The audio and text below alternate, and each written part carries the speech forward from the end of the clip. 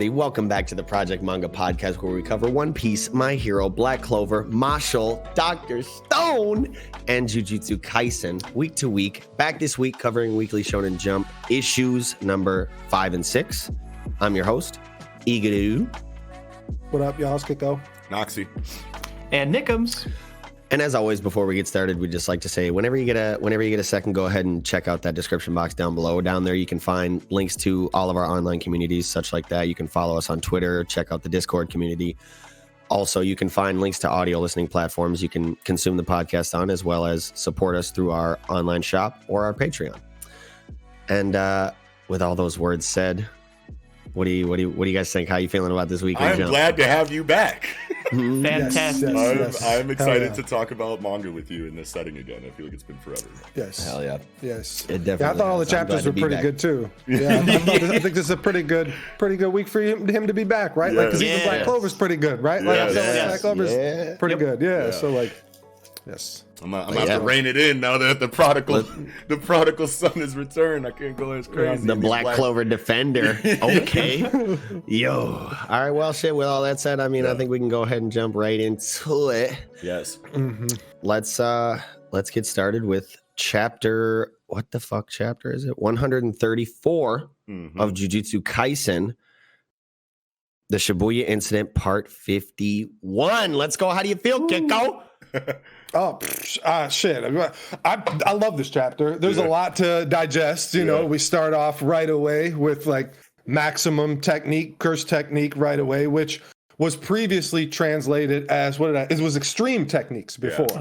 Because we've seen them 3 times. I thought and you they're were all going in this off chapter. the fan scan because it had like a Japanese name there. I think it was Kyoku no Ban or Kyoku Ban or something like that. Yeah.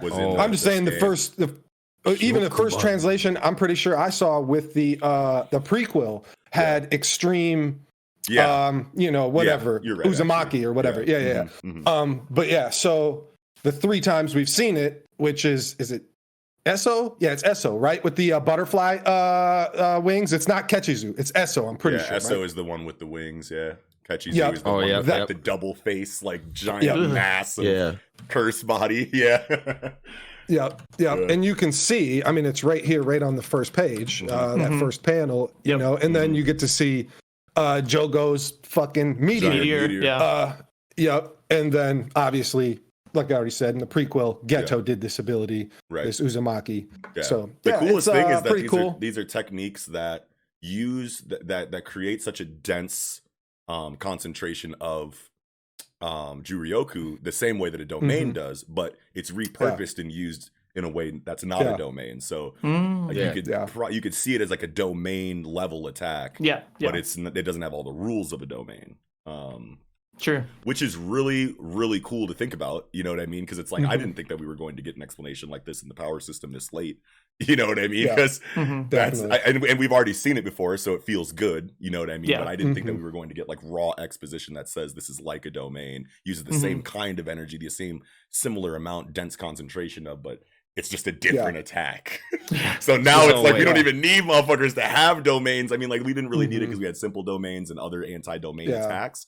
But just to see more, ways to deal with that is really cool. More versatility in the power system is I'm for it, right? Like, I love it. And Getu, which I still want to call him Getu, which we can talk about later. Well, I mean, I'm going to talk about the boy him by his name. I mean, it's only one of many names. It's only one of many names. That's what Kiko's talking about. Is that like this was Noritoshi Kamo, but like Getu bounced into Noritoshi Kamo from a different body and was Getu inside of Noritoshi Kamo too. So exactly. Or Getu.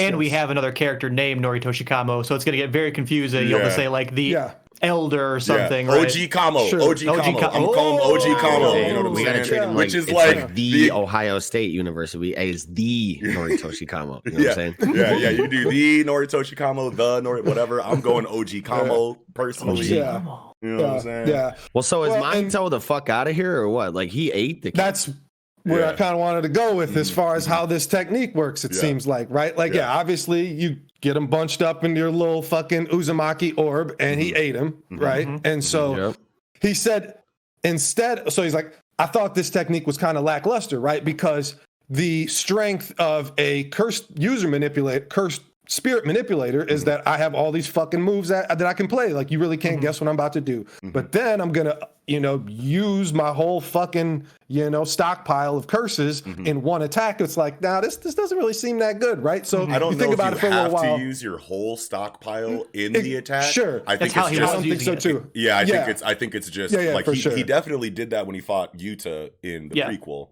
But I think like in general, this maximum technique inside of his Uzumaki is just whatever collection of spirits he wants to use at the time go into the attack. Well, and I think he split them between the two spots in the prequel, right? Like I felt like he did two of them because there's a whole fucking rampage of fucking cursed spirits, at the because is it Kyoto and Tokyo? Is that the two spots? Yeah. It is. Okay, yeah. So like there's definitely, a big influx of curses at both spots. So it's I assume that's what they did. I figured he would have let a bunch of them run rampant in Kyoto so that he could Uzumaki in Tokyo. Sure. And that too. Maybe it's not a double Uzumaki, and it's just like Uzumaki here, curses doing whatever over there. Yeah. Sure.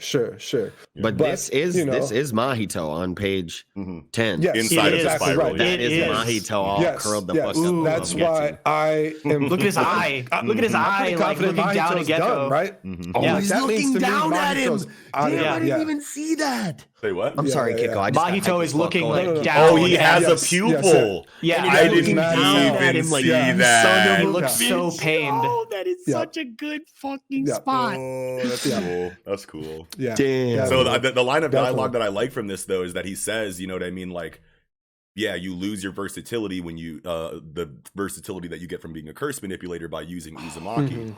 But he said, for the longest, I thought that this is just what I would use whenever I needed to recycle weaker curses. So he would throw his stronger curses out at you normally as a curse manipulator, and then once those are done, he has just like the B team or C team left, and then he can use them whatever way he wants, or he can Uzumaki them one big bomb with the weaker ones in it. I think is what he was talking about. But then he says that, and then uses Mahito as one right after. You know what I mean? Mahito is so that's what he thinks of Mahito, is that he was like a curse that just should be recycled. You know what I mean? Or I don't know. I don't think so. I think this is the true. Mahito is a high ass grade curse that would and he's saying this is the true technique of that of Uzumaki is that I'm extracting his ability. Look, he's using on page fucking 6. He's using a transfigured human to block the bullet. Right. So like he's stealing obviously Mahito's ability. Wow, he's stealing that's the true technique. I thought that he was just oh wait, so he shoots you with the mass of energy, from Uzumaki, but he extracts your technique first so that he can use it however he wants after he shoots you with Uzumaki, or before he shoots you with Uzumaki. And that's why when he shoots Mahito later, presumably he doesn't have that ability anymore, Mahito is dead. Mahito is done and dead and out of the story. Yeah, he has. Yeah, that's right. Because, oh my God, bro. That's right. Because he uses the transfigured human to block Mai's bullet, which is so tight that she has a fucking sniper, and the way she's shooting it is sick. But I wanted to talk about like the transfigured human that he uses to block the bullet. I totally just thought this was like a curse spirit that he was pulling out. Me too, initially. Yeah. Oh my God, bro. That extracted is the key word. Yeah, but I was wrong. Its true value is revealed when curse spirits of semi-grade 1 or higher are used and the technique is extracted. Yeah. Yes. So curse technique. Yes. Yeah. Like that level of cursed spirit would have a technique, where the lower level ones don't really have a technique. They're just pawns, and you can combine them and shoot them out as energy or whatever. Oh my God, that's so cool. Super cool. Hell yeah. And but I mean, so I guess I would agree that I'm along the lines of thinking like, he only extracts it while he's until he releases it like that. And once he releases it, then. It's over. So then, so he he eats it, and that's this is just the finishing of his ritual for his Jutsushiki. You turn it into a ball, you eat it. He's not doing anything like as he says. He's not. Well, I mean, he eats it so that he can get Mahito, but like the extraction is not related to the actual eating of the ball. The eating of the ball just finishes the ritual, and then as he goes into Uzumaki, he extracts the technique and then launches No, I Uzumaki. don't think so.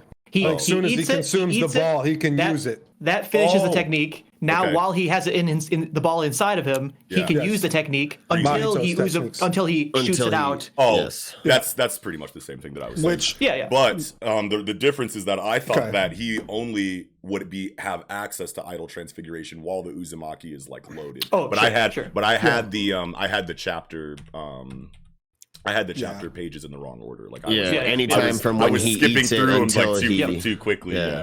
Anytime from when he eats it until he Uzumakis. But like when he says how foolish, did you think I would not notice something that you had sensed? Who's he saying that to? Yeah. Like who is he talking to?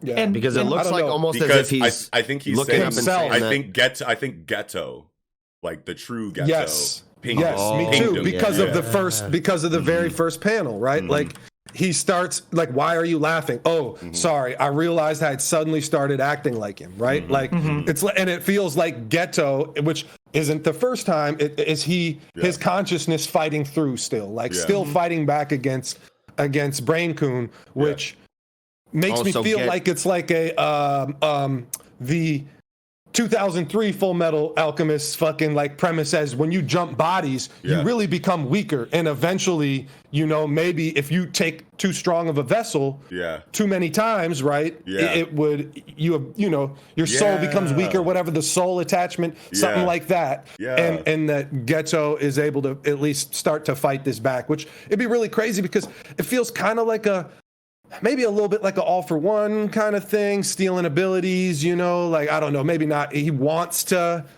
merge, but obviously this is handled a lot differently. But yeah, like it just makes me think that Geto is going to continuously fight back against Geto, Brain-kun, whatever. And if he's having regular conversations with, the original Geto's like consciousness, then that's a pretty clear indicator that this motherfucker coming back, you know what I'm saying? And wouldn't that be like a beautiful like juxtaposition versus Yuji and Sukuna situation, right? Like now that you've already had Yuji and Mahito being like, mirror images of each other, now you're moving on to the main, villain here, and Yuji and the main villain are gonna have, whatever similarities too, parallels. Yes, definitely. Yeah, that's what it feels like. That's crazy how I was totally confused as to who Geto was talking to in that scene when he noticed Momo in the sky until like the second after Eagle like asked the question. It just like made sense to me who he was talking to out of nowhere. And I've reread this chapter like 3 times. It isn't until I sit down right here and talk with you guys that like get into your analysis brain. Yeah, it's like fully. What the fuck? Yeah. Well, so I think based on the paneling afterwards, he was just that Geto's consciousness had sensed, lady above on the broom, and was hoping that the Noritoshi Kamo wouldn't. But or maybe what Geto is saying here is, did you think I would not notice something you had sensed, because he can feel that the Geto inside of him, Suguru Geto, wants him to be caught off guard by the sneak attack coming. Yeah, that's what he's saying. Okay. That's exactly what I was saying. That's exactly what he's saying. Yeah. And he's like, nah, bro. I see that shit because you saw that shit. All right, cool. Same page. But a little bit before that here, I love the encouraging words towards using conventional weapons against sorcerers. I knew you were going to point that out. That's beautiful. It's just like, it's so good for power scaling and not being ridiculous. And like, you can get fucking sniped no matter how tight you are, unless you're Gojo. I've obviously got limitless going at all times, so he doesn't count. But a bullet can take you out. Yes, most sorcerers can get clapped, and that's tight. A well-placed bullet will get you. Yes. And that's just such a cool line of dialogue, because you think about it, it's like, these guns are useless against curses that can just regenerate everything, but humans can't regenerate everything. You know what I'm saying? Shoot them. Big Breaker vibes. Feels like Breaker to me. Like that's I love that. I love a possibility of somebody just getting sniped. I mean, it'd be crazy, especially to have a fairly, like an Anami, that level, get sniped. Like, you'd be like, what the fuck, bro? Like, that would be wild. We've seen this scene if before Nanami got where sniped in his head or some shit, that'd be crazy. Yeah. But we've seen this scene before where, you know, the villain is just like making a joke out of the attacking forces on the protagonist's side. But like I can't remember the last time it felt so like perfect, the dialogue that Geto has. It's like he's not like he's playing, but like he's just there. You know what I mean? He's there, and he's obviously observing them. He's obviously very confident, but like all of his dialogue really just tells you that he's like experienced. Like you could really feel his age in what he's saying. You know, like just like how casually he's talking about like, oh yeah, definitely shoot sorcerers more. You know what I mean? Like it's just like lines of dialogue like that. You know, like where he's just like casually speaking very confidently about really deep energy system related things that even we don't understand fully. You know what I mean? You can just really feel his wisdom, which really drives the point home of how old he is. You know what I mean? Usually like I don't know, I'm trying to think of other stories that have tried to replicate this, and their dialogue is cool, but I can't remember it feeling like so perfect for the moment. Like they talk shit, you'll never be able to beat me, and they talk whatever you know, arrogant shit throughout the course of the fight, but he's actually like spitting game that like shows that he's been around for a fat minute. You know what I mean? And that is just like so cool to see, but also like really worrying and like terrifying that this is the big boss now. You know what I mean? Like how are they gonna deal with this? He broke the Bato sword drawing instantly, crushed it. You know what I'm saying? Like I wanted to comment a little bit about that because like this stuff with Miwa, it was so interesting as I was reading it, you know, like you get this kind of almost backstory for Miwa, and it's like, okay, that's pretty cool. But immediately she's just like shut down. Like no, actually you suck, right? And it's like the whole package didn't really do it for me. It didn't really hit for me. Well, I think that's something that you could like we can give Gege some points there, because like a lot of the times we give them credit for breaking the mold on these typical shonen tropes and shit, and this is something that literally you would 100% expect in a shonen manga. After something like this, after a moment like this, they got this inner monologue. The flashback tells you about their story. New settle style. Like they're supposed to fuck the villain up right there. Nah, what you talking about? In terms of subversion, very much a good setup for subversion. But in terms of being good for Miwa, it did not hit for me at all. I was like, okay, that backstory out the window. I don't care. Who cares? I think that's kind of the point. I think we're kind of hammering home like Miwa's just like, she can't catch a break, right? Like it's just everything goes wrong for her. She's the Kobeni of this series, right? Man, no. Bro, like it's and I don't know if that's what, because I really like her. I like, you know, Shinkage. It's like I want to see these simple domain Bato sword slashes. Like I need more of her and Kusakabe in this bitch. Which I mean, you get Kusakabe here with a weird fucking perspective, and then Miwa can't like catch up. It's just like we're really just trying to stifle these Bato fucking Shinkage users here, and I don't know. Like I don't think there's anything about like that correlates because they're, you know, Shinkage users, but like I think just Miwa in particular, it's just like this whole arc is just supposed to be her pain, I guess, just everything bad for her, which it's crazy because it felt like just like with her warm-up shit she's saying, it feels like a binding vow she's swinging with, right? Like and her hands are bleeding, right? Like I'm gonna swing with my future here, like some Gon type shit, right? That did feel like a very Gon quote there. He's like, I don't give a fuck, I'm gonna give it all up, I don't care what happens. You know what I'm saying? Like it definitely did feel like that.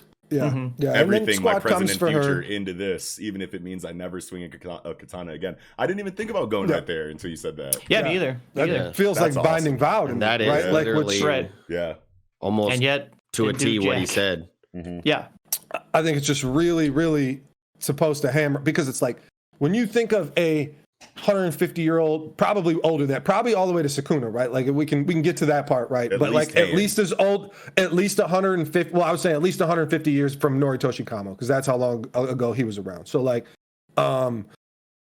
that you expect somebody who's been around like that to be like a technique collector. Obviously, we're seeing technique collectors. You have just a wide array of abilities. And sure, they're going to have high like physical ability, but like that, I think that's just really to hammer home. Like, I don't even need curse techniques to just like, it's like we got to really elevate this Getsu character to when the end of this arc happens, we have a big fear, and for the next arc, and obviously you need that threat level to raise that much. So, what's up, have Eagle? him just be. I just thought of some shit. Yeah, Hold the fuck up. Okay. Okay.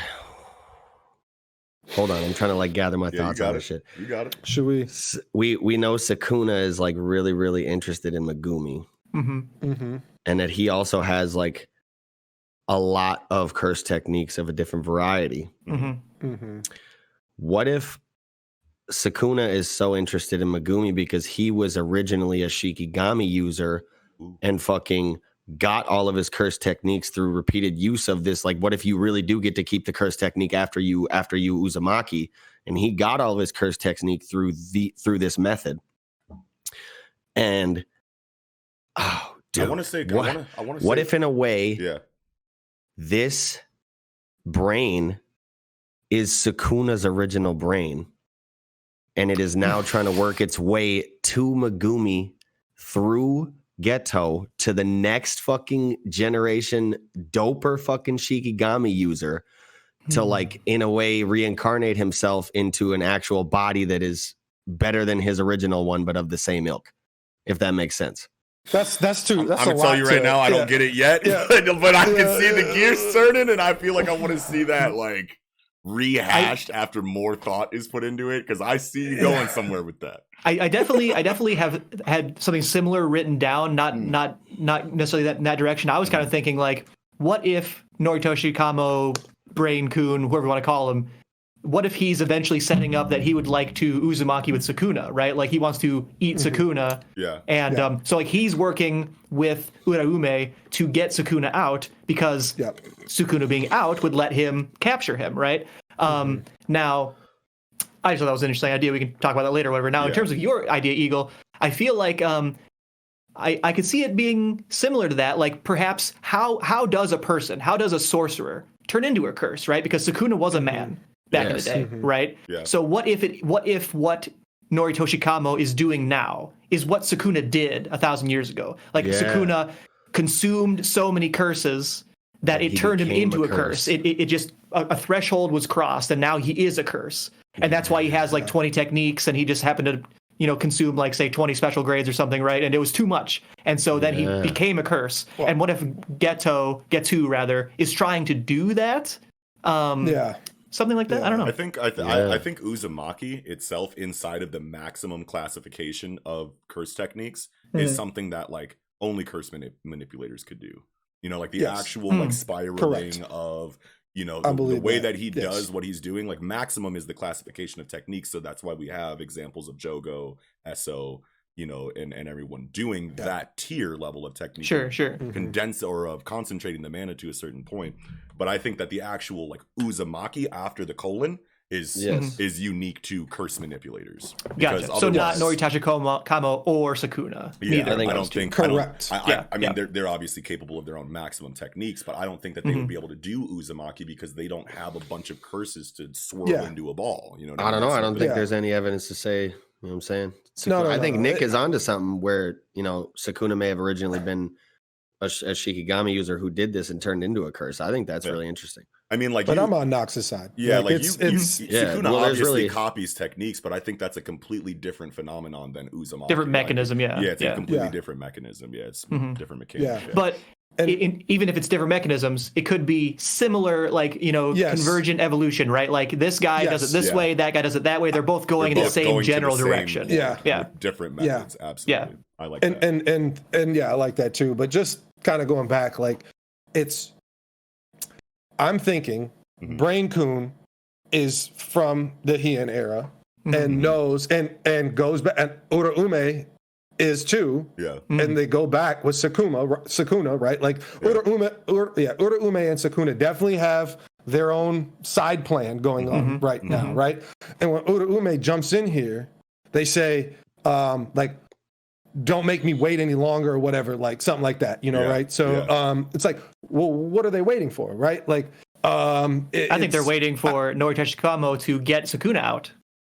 Yes, I agree. I agree. Yeah, something like that. I think Uraume is playing Brain-kun, Getsu, to try to do the, extraction from, use Uzumaki on Sukuna.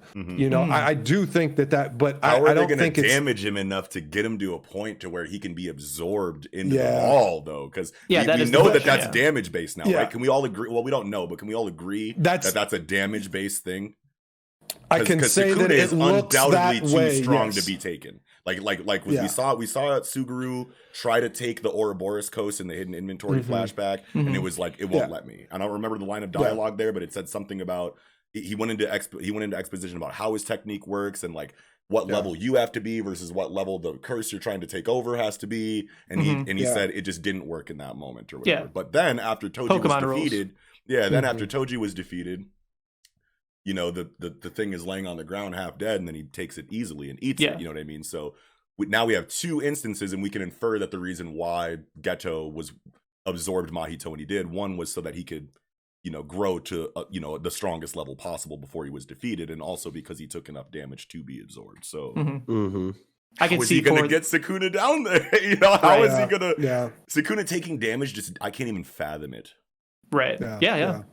I do agree that the higher grade of curse, the more damage they would need to have to be able to be consumed in this way. Yes. Get Brain-kun or whoever could easily probably go to like a grade 4 curse and just be like, zoop, you're mine, like little baby thing or whatever. Like, and maybe, well, obviously, the strength of the curse that he's allowed to take is going to increase with his capabilities. Yeah, and sure. Right, but I wonder how his strength grows in a body that's not his, using a technique that's not his. Right. I mean, I would assume the same way since he controls the body, but I mean, he clearly doesn't seem to have any issues doing anything that he's trying to do. So but I mean, I think we can confidently say that he's stronger than prequel Geto. Yeah. I mean, even though he doesn't have like 10,000 curses anymore or whatever, maybe he was stronger based on curse. Well, I don't think he needs to. Yeah, but I think that the Nori or the brain aspect makes him a more capable. Yeah. Presence. Obviously, if me thinking the brain is all the way back in the Heian era, isn't that like 10,000 years? Like I can't remember. I don't know if it's a lot. But it might be 1,000. 10's allowed. Yeah, it might be 1,000. Oh yeah. I think you're closer. Maybe it's a couple thousand, but regardless, like that seems so long ago, obviously compared to a couple hundred years ago, which Noritoshi Kamo lived, like the stain of the fucking Kamo clan, right, or whatever they called him. Heian was 794 to 1185, so roughly 1,000 years ago. And that's crazy that we have the implication. Well, not an implication. We pretty much know that Noritoshi Kamo, the one that got the reputation that he has, OG Kamo, the stain or whatever, the evilest sorcerer ever, that wasn't even really him. It was just Brain-kun in his body. Who gave him the reputation that he has, and then he bounced bodies again. So the Kamo clan is hated on for like no reason, unless now Noritoshi Kamo, the real ones, could have still been a piece of shit. But like this just tells me that like the Kamo clan situation in the story is going to be like a big misunderstanding. Well, you know what I mean? That's going to turn into an arc of some kind, I would assume. And think of what kind of person Geto was when he died, right? Like he had lost faith in humanity, wanted to eradicate all non-sorcerers. I feel like that may be a stipulation or condition for Brain-kun, for Brain-kun to take over the body.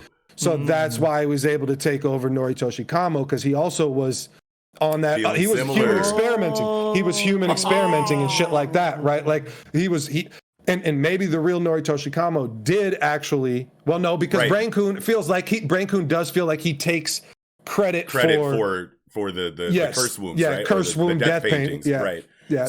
So I think that everything that they don't like this man for is because of the brain, and not actually because of Noritoshi Kamo himself. Even though he looks like Hitler, and you want to think he sucks. I still think that prerequisite needed to be there, because it's like that is a good, and they had to die, and they have to die first. Brain-kun he has to take a dead body as a host. You're not taking a live body.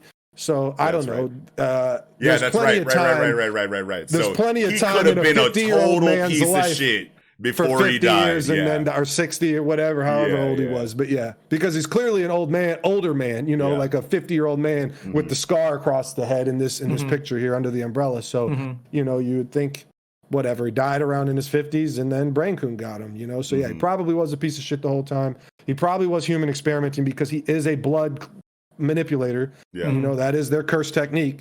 So like it makes a lot of sense that, you know, Brain Coon would go to a blood manipulator body, you know, like it feels like the bodies that Brain Coon takes over, he does get to keep those techniques. It's not, and he wanted Uzumaki to take temporary techniques as well, right? Like it's like he gets to take permanent techniques. So you think he has the techniques from the bodies he had before in this ghetto it's body? Possible. Yeah, it's really, but even though we haven't seen it, it's like, that was going to be my question. Do you think he can use blood manipulation? I don't know how possible that is based on the information that we have. Because I mean, yeah, exactly. We haven't seen it. We haven't seen it. So like, you know, that's definitely but I'm not going to say it's impossible, but based on the information we have in the energy system, it shouldn't be possible for him to take techniques from his previous bodies into his new ones. If all he's doing is I just think I just think there's a much deeper connection between Noritoshi Kamo's body being taken, you know, and Suguru Geto's bodies being taken.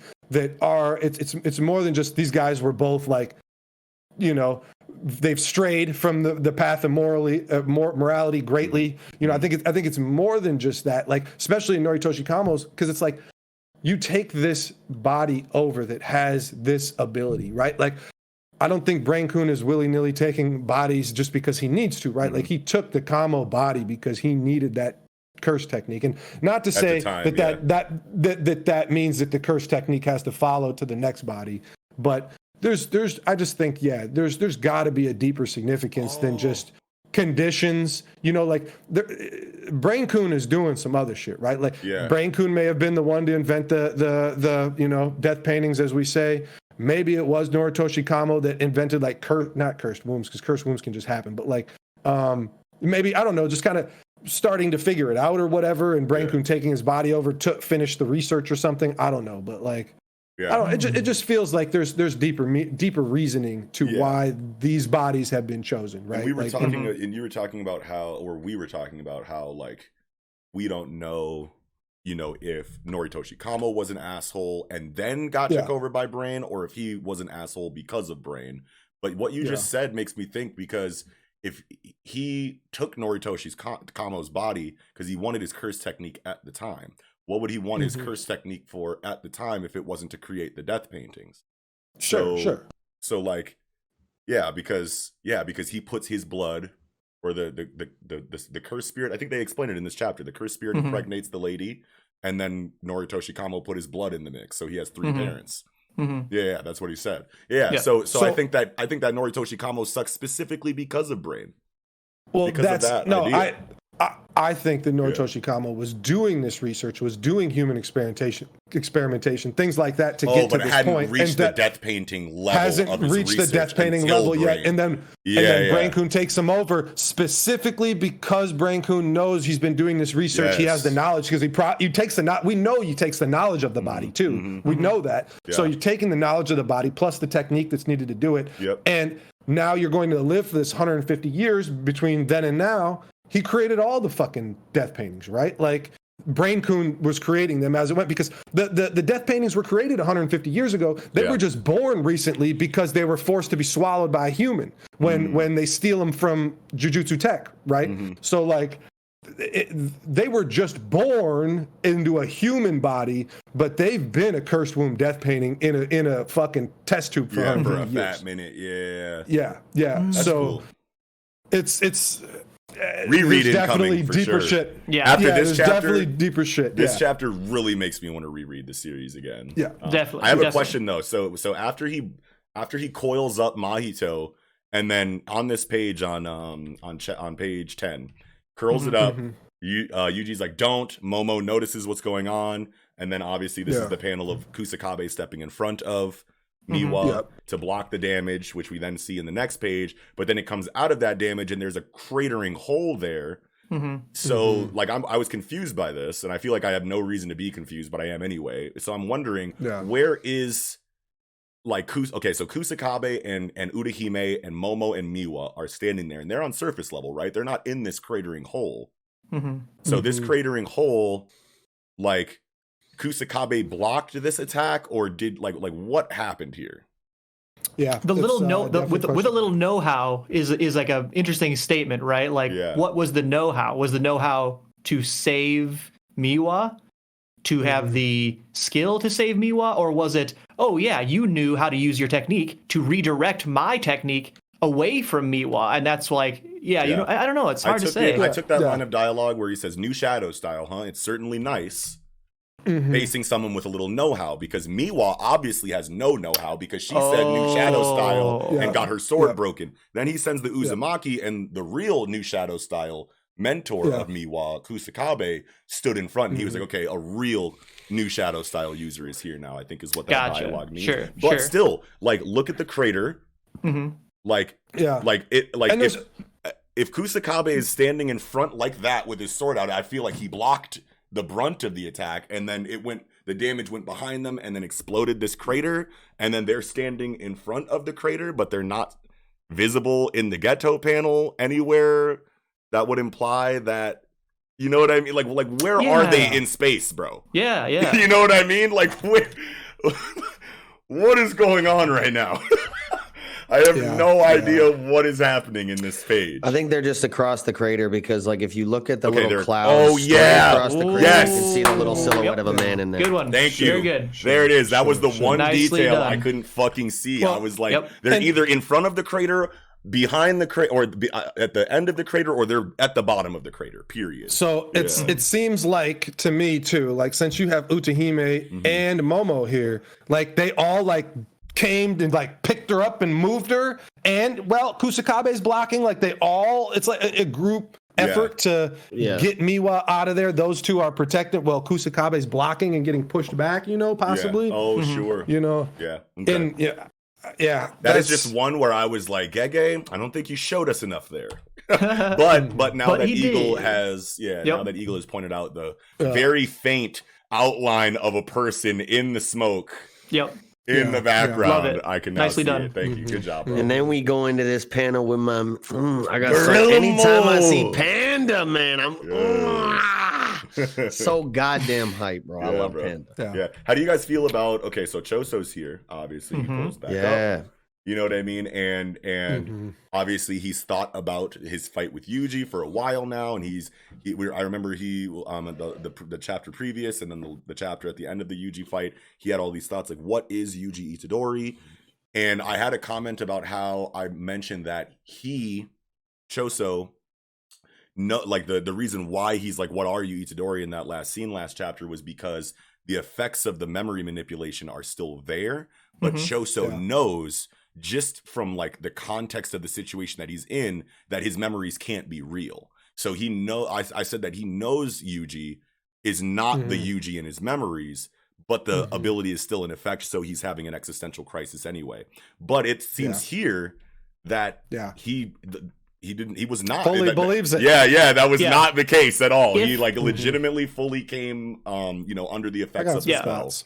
I would say if he was confused before, and the technique was maybe still processing, you know what I mean, the technique eventually won out.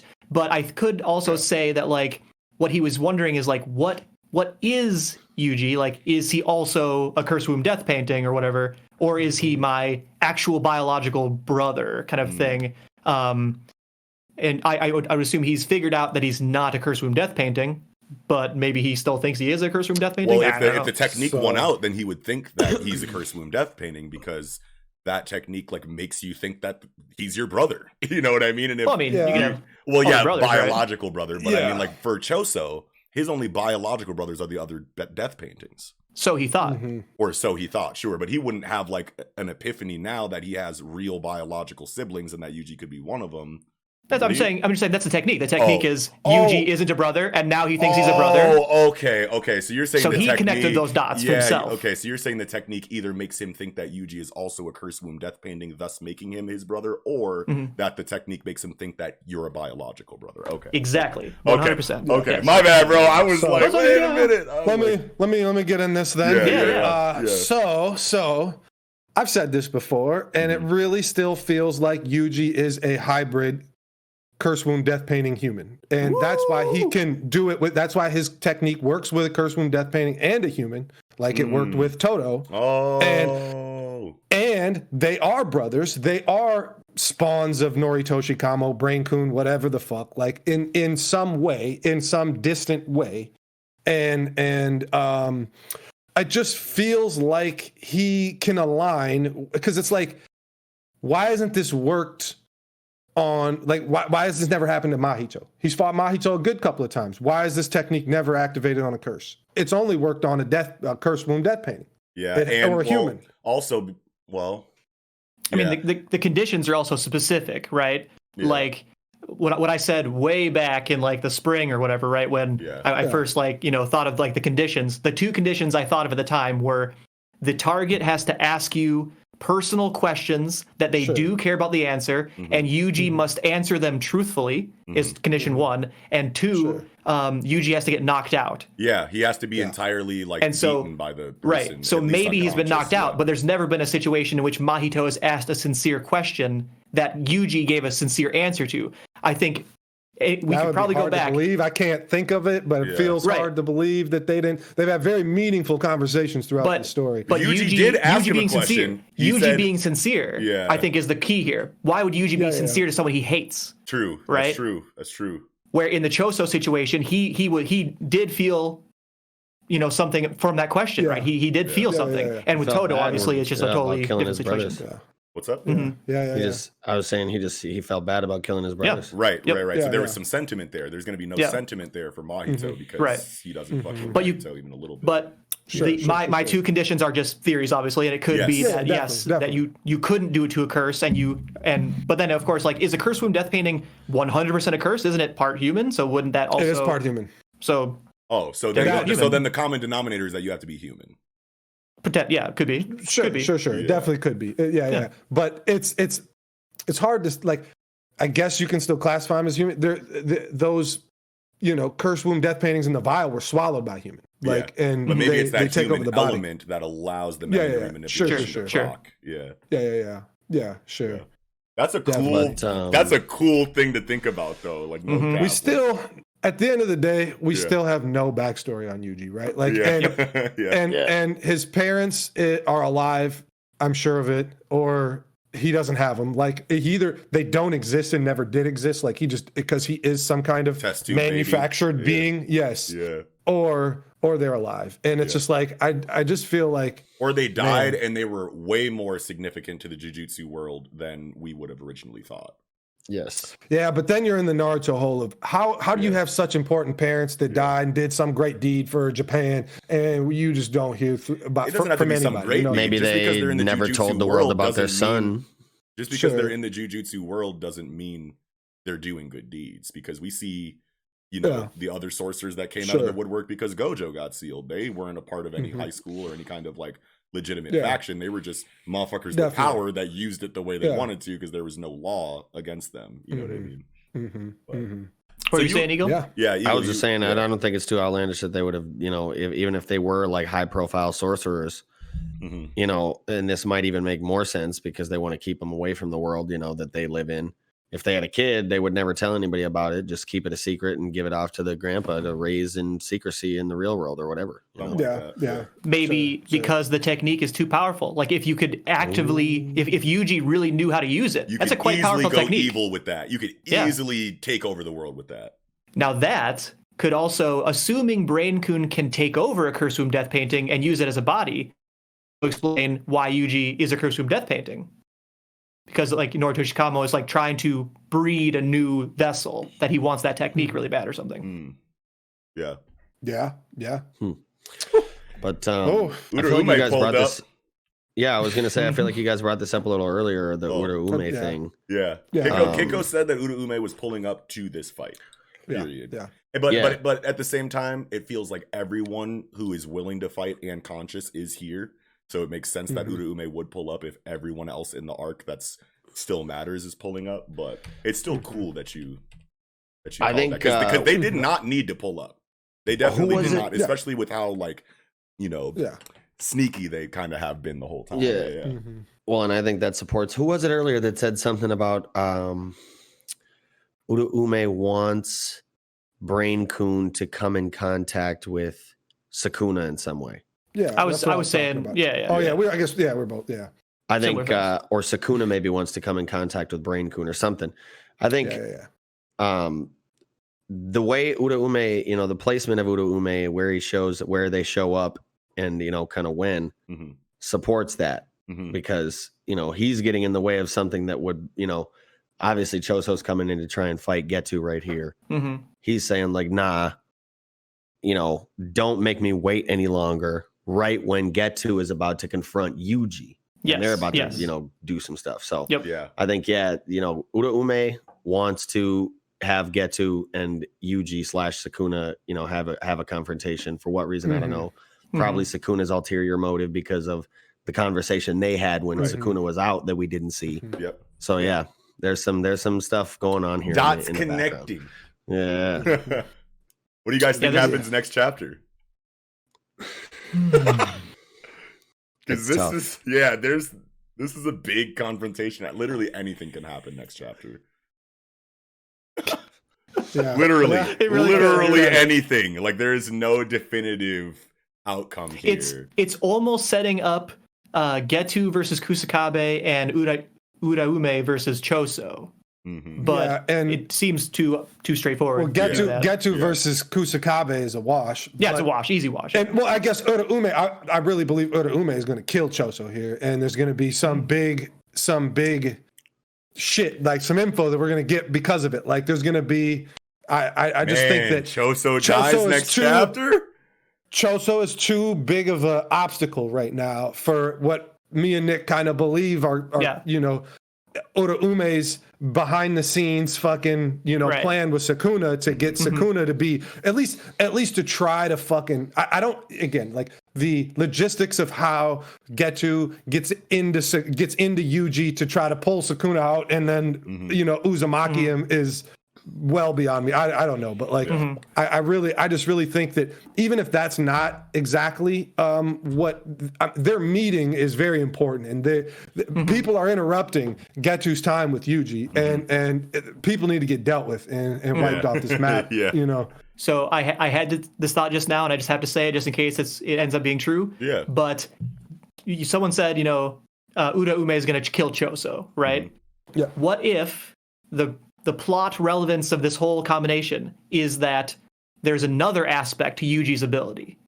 Like you can convince someone that they're your brother, but what happens when that person you convince dies? Maybe something happens whereby their ability transfers to you, or you get a huge power boost based on like the curse energy that they had they're now dead or whatever. But it's interesting that we get such an emphasis on this Choso brother stuff, right? Like Yuji's ability, right? Like it seems like we're on the cusp of a little more exposition about what is going on. You're totally right. It does feel like that's on the horizon. Oh man! So I'm hoping for that. I want literal explicit confirmation of Yuji's ability. That was sick. A really cool thought, though. Yeah. I'm assuming to end the segment off on because I don't. I think that about does it, man. This has been a long one. We've definitely flexed our Jujutsu. Like I said, I feel like those are my first words I said. There's a lot to digest here, and they're this is a beautiful chapter to just for us in this setting. This is a perfect chapter to talk about. Definitely, 100%. Well, then with that, I think we can go ahead and jump right into chapter 180 of Dr. Stony. Yo, Stony, sickening yet beautiful, bro. I am so This excited. chapter was massive. This chapter is massive, but one, I'm so excited. Again, I'm just going to say it at every segment. I'm glad that Eagle is here to talk about this right now because this is his book. You know what I'm saying? Yo, I've been loving Dr. Stone since the beginning, right? Bro. Yeah, for fighting hard for Dr. Stone on the original lineup. Yeah, over a year ago. Yeah, a couple I was years like, ago. why are we not like putting that. Stone on this joint, bro? Well, it's here. Yeah. It's here, and I'm so happy about it. This is a crazy point in time for it. And the last episode that we did, we just talked about what we liked about Dr. Stone, but now we're in an actual review setting, and I've been super curious to see how this is going to go inside of our like panel group. You know what I mean? Yeah. This is a different story, bro. Yeah. This is not a your different normal shonen. It's a whole new beast. But it's gonna be something different. Yeah, go ahead, Eagle. Yeah. I like the start of the chapter. You know, this is something that's been something I've loved about this book since the beginning. Is just like this scientific exposition we get, like all this knowledge and shit. Like he's like, Senku's like, right under our feet there are tons of fucking bugs that'll kill us, no problem. And we get all these little examples of bugs that'll fucking murder him. This little parasitic Chigo flea and shit, you know. And we just get the simple solution, you know what I'm saying? Rubber simple boots. Technology, I love how Senku hits you like that. You know what I'm saying? He's like, well, we're fucked. Psych. You know what I mean? And then it's like, science. No. That's not what he does. He doesn't say psych. He says we're fucked if we didn't have this thing that we already have. Yeah. So it's a psych, but it's like Right. It's like we had the solution the whole time. And obviously Senku knew when they were making the tires what the Amazon had to offer as far as flora and fauna here. So like he knew to make the boots. They had the boots on deck. Nobody else somehow noticed 25 pairs. No, I don't know. We got whatever. 18 people, 18 pairs of boots in the back. They got them. Boom, here they are. Senku made them the whole time. Taiju didn't know he was helping making them. Yeah. Facts. Yo, when it go ahead, Nick. Oh, I was gonna say, like when I first saw the boots, I was like, damn, they made a bunch of nice boots in a very short amount of time. But in chapter 175, they did like say that there was an unspecified number of days that they had, which they also built motorcycles. They built motorcycles, motors, tires. So they built a lot of stuff, and we don't know how long they had. So I mean, very safe to assume they just made the rubber boots too. Obviously they did, right? Yeah, definitely. And I like how the first thing that Eagle said when he was like, I love the scientific exposition in the series, obviously, but it made me think of just, I don't know why, but I got that scene in the cabin where Senku and Dr. Zeno are doing the real calculations on exactly where on the globe the petrification beam came from. Definitely. You know what I mean? Yep. Now that scene was very dense with huge, calculations and scientific jargon and things like that, which is not completely different, but it's a different situation than the way that we've seen scientific exposition handled before Senku met Zeno. Because before Senku met Zeno, he was talking about a whole bunch of science stuff, but he was still explaining it in a way that we could understand. You know what I mean? And it was backed up with diagrams. But in this cabin scene, it was just raw numbers calculated. They didn't care who was reading it. It was just data. I'm gonna tell you why that is because I think the editors came to him and were like, yo, you got to tone this science shit down, because at the beginning of the book, you remember there used to be walls of exposition like that and like a lot of explanation, but like it got less and less. They leaned more into the comedic aspect. I think that's because we talked about why that could be the thing is because you want to lay that on heavy in the beginning because you don't want it to be a thing throughout the entire story.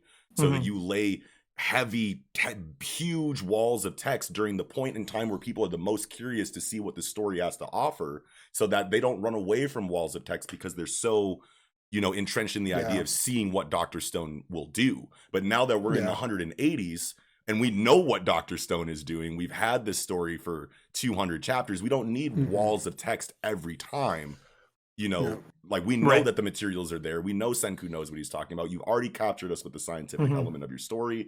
Get to the actual plot. All of the super crazy scientific stuff you guys have to do, you can off-screen half of it at this point. Right. You know what I mean? Yeah. And in terms of the conversation with Zeno, you bring it back because even back in the day when Senku was, describing all these scientific, processes to get from, point A to point B, part of his explanation was for not just the reader, but the other characters, right, who aren't scientists. So he's trying to like lead them along, like, if we do this and this and this and combine these two, we get that, right? Yeah. With Zeno, he can be like, this is no more baby time. Let's get some real hard science and let's do some real hard stuff. Yeah. Which then you get the super text, in the more recent stuff, which hits harder for that reason. Mm-hmm. Yeah. Very, very excited. Very excited when Chrome is like, hey, I think they need refreshments. Let me get that tray real quick. Runs up in there. He's like, you just want to hear what they're talking about. And then Chrome's like, basically throws the tray. Hey, what are we talking about, y'all? Let me get in this. Let me get in the science talk, bro. And he thinks, I just loved it. He thinks that they're having like super hardcore calculus on the whiteboard. And then he goes in there and they're making the giant bubbles. And he's like, well, what the fuck, dude? I thought y'all were about to go crazy. But you want to know? You want to know why I think that it hits so much? Okay, so heavy exposition and science stuff in the beginning, tone it down for adventure, bring it back for like Senku and Zeno interactions. And it really drives home that feeling in that scene that these really are the two. Like these are the two, you know what I mean? Like you've been helping us along, showing us science in a way that we can understand for so long. But when these two sit in this room, that's where that real magic happens, and we don't even need to try to understand it. Don't even try to wrap your mind around. Just let them cook. And I just love that scene for that. That's what that characterization.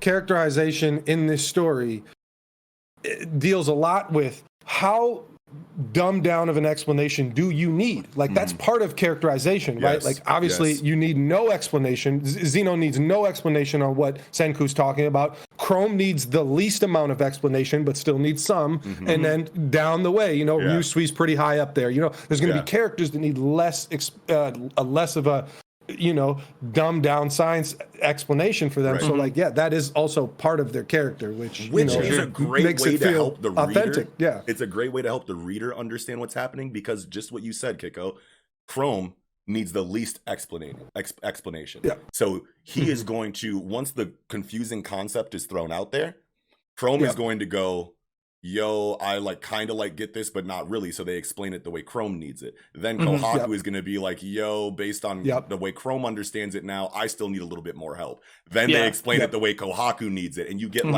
4 different ways to explain one thing that's happening so that the reader for sure gets it. And you see how these characters interact and you get their intellectual levels. And it's just like a perfect system of making sure your science story isn't boring. You know what I mean? Definitely.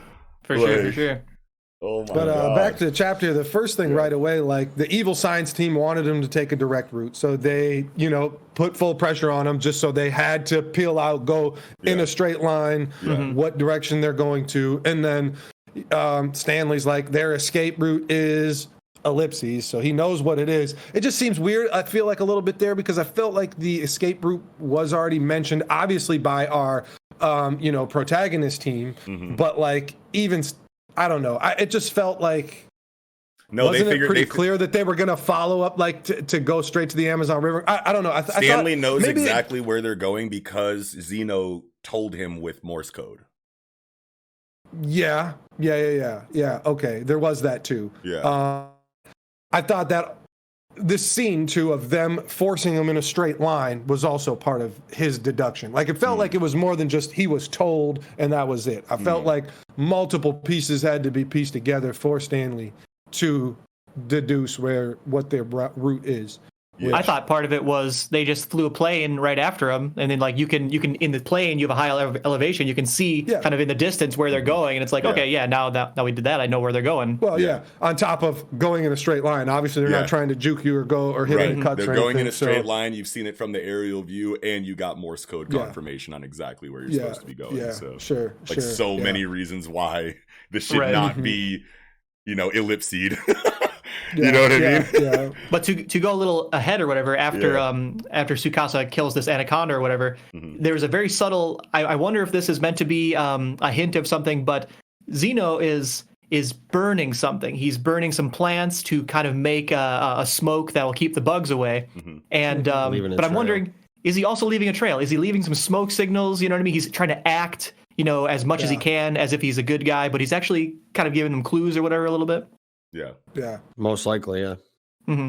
Just because you know it's, the type of dude Stanley is, Yeah, it's crazy that you got Zeno doing bug repellent with the plants they're burning, but then they use the ants to make full on everything repellent is what it sounds like, right? Like it's I thought it was like a little cool lead up to that though, just kind of segueing a little bit off of what you're saying. But yeah, I didn't think of that either. But yeah, you know, there's another panel. It's right on the next page on 7. That is just a smoke cloud. There's just smoke going up. Yeah. So nice one. I didn't catch that one. Maybe you're onto something there. Yeah. Sure. So it's it's another thing that felt a little weird. I guess I want to say is that they had there's a long time before they get away from evil science team until they get to our end destination. I'll just say for now, there's multiple days, maybe even longer, that has transpired on this trek. You know, and I just felt like if Stanley knew where they were going, shouldn't they got jumped out on by now? I felt like they should just, you know, you can't fly a plane into it. I'm thinking about what you were they couldn't land. That's the key. They said they could fly over, and sure, we got a veil, and they probably can't see us anyway. Yeah. But if they know where they're going, they don't need to see you. So that you can that's like canceled out that dynamic. But they can't land anywhere in the Amazon because there's no landing. Unless they modify the plane to land in water. Mm-hmm. But even still, this is still in the middle of Brazil. Like Manaus or however you pronounce that, is very landlocked. Sure. You're saying off the Amazon River, like once you leave the Amazon River. Yeah, I guess you're right. Sure. Yeah. I was thinking the river. That too. Yeah, the river. I'm thinking the ocean. Yeah, your point is good. Yeah. Mm-hmm. Yeah. I'm just thinking about what Kiko was saying about, you know, this the repellent and then what Nick was saying about the smoke screen or the smoke signals and then the smoke panel. Mm-hmm. And I don't know, that maybe this is something that I just look too much into, but like whenever there's like off panel dialogue bubbles placed in a peculiar way, especially over a panel like this, where it's like putting up a smoke signal, you just brought that up, and the dialogue over the panel is you're just catching them like it's nothing. Oh, that's no symbolism. Or a metaphor? Sure. Yeah. Oh, sure. Shit. Stanley, I didn't get your like meaning. it's nothing. Yeah, the smoke signals. Yeah, I didn't get where you were going at first, but yeah. I love that double meaning. Yeah. At the very least, I totally agree with you that like you don't need that panel at all, right? Especially with that dialogue. You could extend the top and the bottom a little bit. You don't need it at all. But why have it if not to maybe perhaps hint that there are smoke signals in play, and then the beautiful dialogue over it to give your point. Wow, chef's kiss. Yeah, but also it's like, man, it's like we know that that's exactly what's going on here because we've gotten the dialogue already. Like as soon, they catch Zeno and then Zeno starts being like a bro, starts being like cool, because it's science time, you know what I mean? But that doesn't mean that he's still not trying to get back to his people just because he's cooperating with you right now. Yeah. And I'm not saying that you guys didn't know that, but that's driven home by Hyuga when he puts him in the line of fire after he tells him, like, shouldn't you have a hostage, like, in the line of fire? So he's like, yeah, you're right. And he puts him on the caboose of the ship, so he's in the way of the bullets. And then he thinks to himself, Zeno wouldn't do that for no reason. So that means he wants to be on the caboose. And then we know that because he gave the Morse code to Stanley from the caboose. So then now we get a scene like this where this smoke screen panel does not, or that smoke signal panel does not need to be there. And it's like all the evidence that we need is in the last like 10 chapters to know that that's exactly what's going on here. You know what I mean? Yeah. Sure. For sure. I just want to say that I'm disappointed that there wasn't more time in the Amazon. Nothing for like story-wise, just my own personal thing, because it's just like I really, really enjoy like the flora and fauna aspect of Dr. Stone because I mean we were talking about like before the pod, but like Dr. Stone is very heavy into physics and other areas, and it's just like the biology and that it's just like I really like I knew like when Tsukasa mentions right away like no I'm not even strong as the mightiest animal in here. I knew right away he was talking about ants. Like I knew I was like if we don't mention ants then you've totally missed the fucking whole entire point of the fucking Amazon, because they will definitely just army ants they do not build a fucking colony. Like they do not build into the ground. They just run over and eat your ass, and that's that. And like they're very, very scary. And it's like, and on top of that, I mean, most ants are like, they can lift like 10 to 20 times their weight, and they move at like, it's like if they were human size, they would be running something like 75 miles an hour or something like that. You know, like extrapolated. You know, like they're so fast and strong. Like they're among the fastest and strongest creatures on the planet. I was just like, man, we better be talking about ants. And as soon as Tsukasa says nope. There's even, and once, and that's the other thing too. That's why I love the anaconda scene. Well, because the anaconda scene hammers it home. He's getting attacked by a giant anaconda. The next thing you see is they're eating the anaconda. Right. So clearly, he's not talking about like a 1v1 confrontation. He's talking about way too many numbers to deal with, and that's why. Well, like, not only that. How many times of Tsukasa's weight can he lift? Right? Can he lift 20 times his own weight?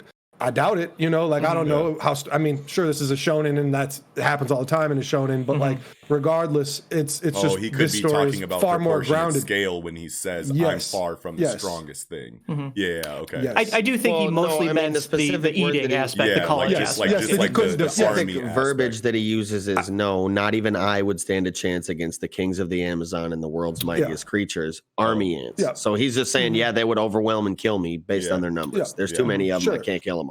I mean, it can mean both. It can definitely still mean both, right? Like it can mean the numbers would overwhelm him, which I definitely took it that way too. Like, I'm not saying that I didn't take it that way, but I still think, you know, the mightiest creatures, right? Like I don't know. I personally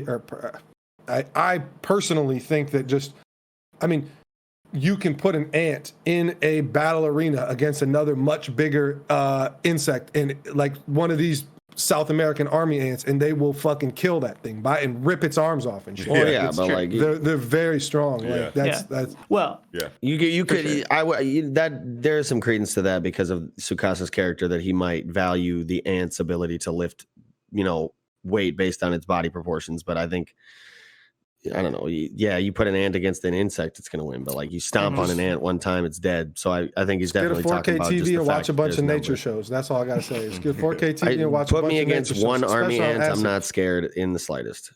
Yeah, but what does that have to do with what we're talking about? He's like, you put an ant in a cage with another insect, it's the mightiest creature. Are you an insect? Yeah. Put an ant in a cage with a human, it's not, though. Yeah, so but like that's not what he said. So why'd you bring the human element? Well, I'd like to talk about the next part of the chapter here. Not what No.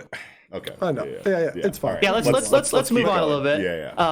I love the character interaction in this ant like animal repellent scene or whatever, like Luna just like losing her shit, and then like all the characters' interactions about like some were expecting to drink the alcohol, some were expecting like oh, I'm so glad I didn't have to drink that, you know, because they didn't want to drink ant stuff or whatever. Just like a great series of interactions in these panels for sure. The comedy is always on point just because it's so easy to play off the ignorance of the lesser you know, IQ characters, you know what I mean? Right. Like you have all of this like mystery and all of this wonder that you know you're waiting on information from Senku or Dr. Zeno for, and then you have, you know, the dumber or not as intellectual characters that are essentially us in the comic, you know what I mean? And then when they interact in these ways that I totally thought about when I was reading the scene, I was like, yo, are they gonna drink this? Like myself, I thought that until they were like, we're gonna rub it all over ourselves. So then seeing, you know, old girl react to the way she does to the idea of like, oh, I thought we had to drink this. It's just like, man, Riichiro gets comedy, bro. Like he knows why these scenes would be funny and why, you know what I mean? Yeah. Well, she's even foaming at the mouth at the thought of even rubbing it on herself. Yes, for sure. Yeah, for sure. Yeah. Right after that, here's a part of Dr. Stone that I've loved the entire time, when they take serious concepts. This is on page 9. They take serious concepts and give us a fun, like, kind of, you know, cutesy way of representing them. So we have the Amazon River rushing, you know what I mean? And then it's a water slide, baby! You can see a little cute, you know, drawing of Senku and all the gang in, like, swimsuits and stuff. And it's like Dr. Stone does it all the time. It's really nice. On the other end of that, they show... That's a really cool thought, because now that you're making me think of it, whenever they show the new concept that they want, they show a drawing of it that we're familiar with. Yeah. But then because they know that the real one they're going to make is nothing like that, you know what I mean? So they give us this amazing spread of like the pulley system that they just made with dudes and they're all like actually in, you know, a legitimate trolley car. Yeah. But then what they made was just like 2 sticks, you know what I mean? And then they go down the pulley. That's really cool. Dude, I love that. Yeah, definitely. I didn't even think to appreciate that until right now. Yeah. You have, but to say it, audibly, yeah. But yeah, talking about the Amazon River, they would be dead as hell. Like, they would not make this trek on these fucking rafts. Rafts. This is the actual pictures of the Amazon. Like, page 11 is where you get what actually the Amazon looks like. And yeah, it's there's like so many like water, like parasitic insects and shit like in the water. Like, there's so many things that are so dangerous that you just being on this little raft is not going to do it. Yeah. But that's why it was fine enough to skip through this whole thing. Yeah. I just was like, I really would have liked more time talking about what it would really take to get through the Amazon. That just tells me that they're going to spend a lot more time on a different dangerous element. Of course. Sure. In a different part of the world. Exactly. And we're getting to... Or even a different part of the Amazon. Yeah. Well, we're already at the goal, really, and that's the thing. They did get there. Oh, I forgot the end of this chapter. It's so crazy. and that's the thing is that we are getting to a climactic part of this arc story. And I totally agree with you. I totally agree with you. We totally should spend a little bit more time on the perils of the Amazon. Yeah, I just think what they're doing is giving us a fun amount of things in many locations, right? We got some corn stuff in the United States. We're getting some parasitic insect stuff in the Amazon. We're going to eventually go to like Africa and Asia and shit and get different stuff. I agree. I agree because I felt like the time in America was short, obviously, too. And I always kind of thought about like, okay, well, they left people there. They're going to, start reviving 1 million people or whatever. And they got their own shit they're doing there with Vulcan or whatever his name is, the dude making all the shit. Yeah. And so I figured like, we'll go back and explore that, but maybe not so much. Maybe, we just beat the Stanley crew and I don't know, lock Zeno up and run back and say, we got your mans. Ooh, New York or America is ours. Give that whole, I don't know. Maybe it just goes quick, but like, I do agree with Nick. It's like we're just going to try to jump around here and not spend that much time. But if they just walk through fucking jungles in Serengeti in Africa and they're just walking, we need some time in some of these combat with nature. I need to see more combat with nature when you're in positions of combat with nature. More like you should. Especially when Senku's been hyping it up all the time. He said like 5, 6, 7 times. When we cross through this is like 10 billion % chance of death. Obviously, he says that, but this is a 100% chance of death. He said it multiple times trying to go through the Amazon. Unless we have just these rubber boots and these rafts are going to get us through. Come on. I feel that. Yeah. So I love. As we're going down the river and Chrome is, he's trying to make a little gadget, right? He's trying to make a thing that would spray bug spray, or, animal spray, animal repellents or whatever on a clock. And then he's like, oh, damn, a set time I can make an anti-Medusa thing. And then immediately Senku kind of shuts him down. It's like, that's a clever idea. But what would happen? What think about why man or whatever, right? Like they're gonna use multiple. The lead up from Chrome thinking about this like kind of gadget to Senku saying like it's gonna be multiple Medusas to then Suika later like finding one randomly like so early and it's like I found it. Woo! Yeah, at first I was like no, that's too quick. And perfect build up to the ending of the chapter. Not that we should jump there now. I'm just saying like the seeds have started already at this part of the chapter and just like the build up is so perfect. Yes, that was a great point. Just one more quick thing about like the time that has passed, right? Thank you. I forget what's her name looking at the calendar, and then the watch dude that they just the Folex guy, I forgot Rolad, whatever they call the Rolex company. Dude, he's working on shit still. He's so it's cool. Like, I love panels, him. I love him too, but I'm just saying like those 2 panels symbolize a lot of time going by, like in at least some days going by, right? Like you're talking about page 13 or whatever. Yes, 13. Yeah.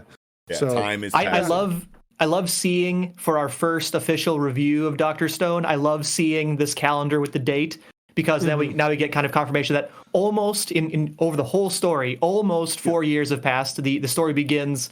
After the wake up, obviously, at the year 5738, in April. So we're almost at 4 years. So in these 180 chapters, we've almost gotten 4 years of time. And it's just a nice to remind yourself of that in our first review here. Yeah, and it's so easy to like cool. kind of like miss time skips in this, because there are a lot of really small time skips that are represented in ways that are easy that to add miss. up. You know what I mean? Like this page here, that I didn't even really think about that being a representation of time passing, just because it's just two quick little panels. You know what I mean? Like it's easier to notice time passing when it's like two raw black, like a raw black panel. You know what I mean? We point those out all the time, but I don't know why I didn't think that this was telling us that some time was going on here. So it is nice to get that clock of that 4-year clock that you just gave us. You know what I mean? Well, and I was really like, it kind of really smacked me in the face, like, I don't know, 15, 20 chapters ago, when Stanley is listening to Senku's voice and is like, I know how tall he is. And he's 19, says age male, 19. And I was like, whoa, 19? I thought he was like 14 or 15 when this shit started. And then I look back and I'm just like, yeah, he was 15 when the shit started. He's 19 now, and it happened. A lot of shit happened, and it's just because of maybe how cutesy it is sometimes with the chibi characters. It's like maybe I haven't noticed Senku growing taller or whatever, or characters growing taller, which was really great. Maybe it was last chapter or 2 chapters. It was where we had to do everybody's height and weight so we can configure who gets to go on the pulley when, and that was really good. Being an American, fucking centimeters and kilograms don't mean a goddamn thing to me. So I'm on Google trying to fucking convert this. Convert all this bullshit for me. Not really. Americans are bullshit. We should be using the metric system. We're idiots. But is it just me, or does it just me, or does like Senku seem, now that I'm looking at him from this angle, does it seem like Senku might have like a little bit of a hunchback? I'm sure it's just his design and the way that his clothes, like, are drawn. But I don't know why, but for some reason I know that Boichi knows his anatomy. You know what I mean? And like I feel like I see Senku, like kind of like have like a I don't know, some kind of posture issue. If you look at page 9 with the water slide panel where we see Senku in a swimsuit, he doesn't really look like he has a hunchback. I think it might just be his collar and his outfit or whatever. His collar and his outfit, because those from like those over the shoulder panels of Senku, like that show him from like behind the back. Like I know that it's got to be because that's just the way his clothes are drawn, and obviously we see him here with no clothes on, and he doesn't seem. But that is also from the front, so I don't know. But like I don't know why, but like I just feel like someone who understands anatomy as well as Boichi would, I don't know, maybe he did that on purpose because he's trying to show, it's like Senku's always over a microscope, you know what I mean? Like always maybe he's showing, the anatomy of a scientist. There's a little something to that. A little subtle, because, subtle. More than that, like there is a lot of panels where like he's leaned forward, like, and it's like, I don't know, is it just like the confidence of knowing how much science, like he really leans into his words or whatever, but like, it's like, I don't know, like you see right before, so page 8, him holding the, army ant extract. Yeah, his shit is way forward. My shit. I feel like he stands like that a lot. So I think that's not your imagination that he stands that way. And hunchback may be too far, but some kind of posture. The hunched over the desk for a long time. Kind of always looking down at notes and calculations. I could definitely see that for sure. I could just see Boichi being like, this is how intentional. Yeah. I like that because I've never thought of it, but I've always been like, man, Senku's always standing weird. Like especially from the back, you really see it. Like when you like, Anyway, that's good. I like that. Yeah. So man, dude. So this giant mass of land is just a bunch, millions of Medusas. Yeah. That's so crazy. I mean, billions. Exactly. I think billions are like, I don't know. It's a lot. Yeah. That's wild. And they're above. Dude, look at the trees in the bottom right. This is hundreds of billions, maybe. Yeah, potentially, know, maybe at least multiple billions. I'm not that kind of visual, numbers guy. So I look at this, it's just a lot, way too many, it's like a huge Aztec pyramid of them, and I would say that full grown, especially like unhindered, no pollution, 3,000 years of unhindered fucking growth Amazon trees are pretty fucking big. Yeah. So the fact that this thing is towering over them like this thing's probably pretty fucking tall. Mm-hmm. For sure. So I would say there's hundreds of millions at least, most likely. For sure. Yeah, But yeah. I think it's curious that there's petrified like trees and shit at the base of it. Yeah. That is something. I don't know what that's about. That's definitely something we're going to explore next chapter. I'm pretty sure. I don't think unique, I don't think that's petrification because it doesn't seem to have the same illustration technique. I don't know, it kind of looks like petrification to me. Oh well, maybe I think it's different because it's like there's like sparkles and shit behind. I thought that the actual the Medusas are glowing, not the actual this like brush of whatever. Like root system. Yeah, or this what, like root stuff. Yeah, because like literally the page before shows like a petrified person, and it's like not. I don't know. It just didn't seem the same to me. Sure, but we know that the petrification beam only works on like organic things.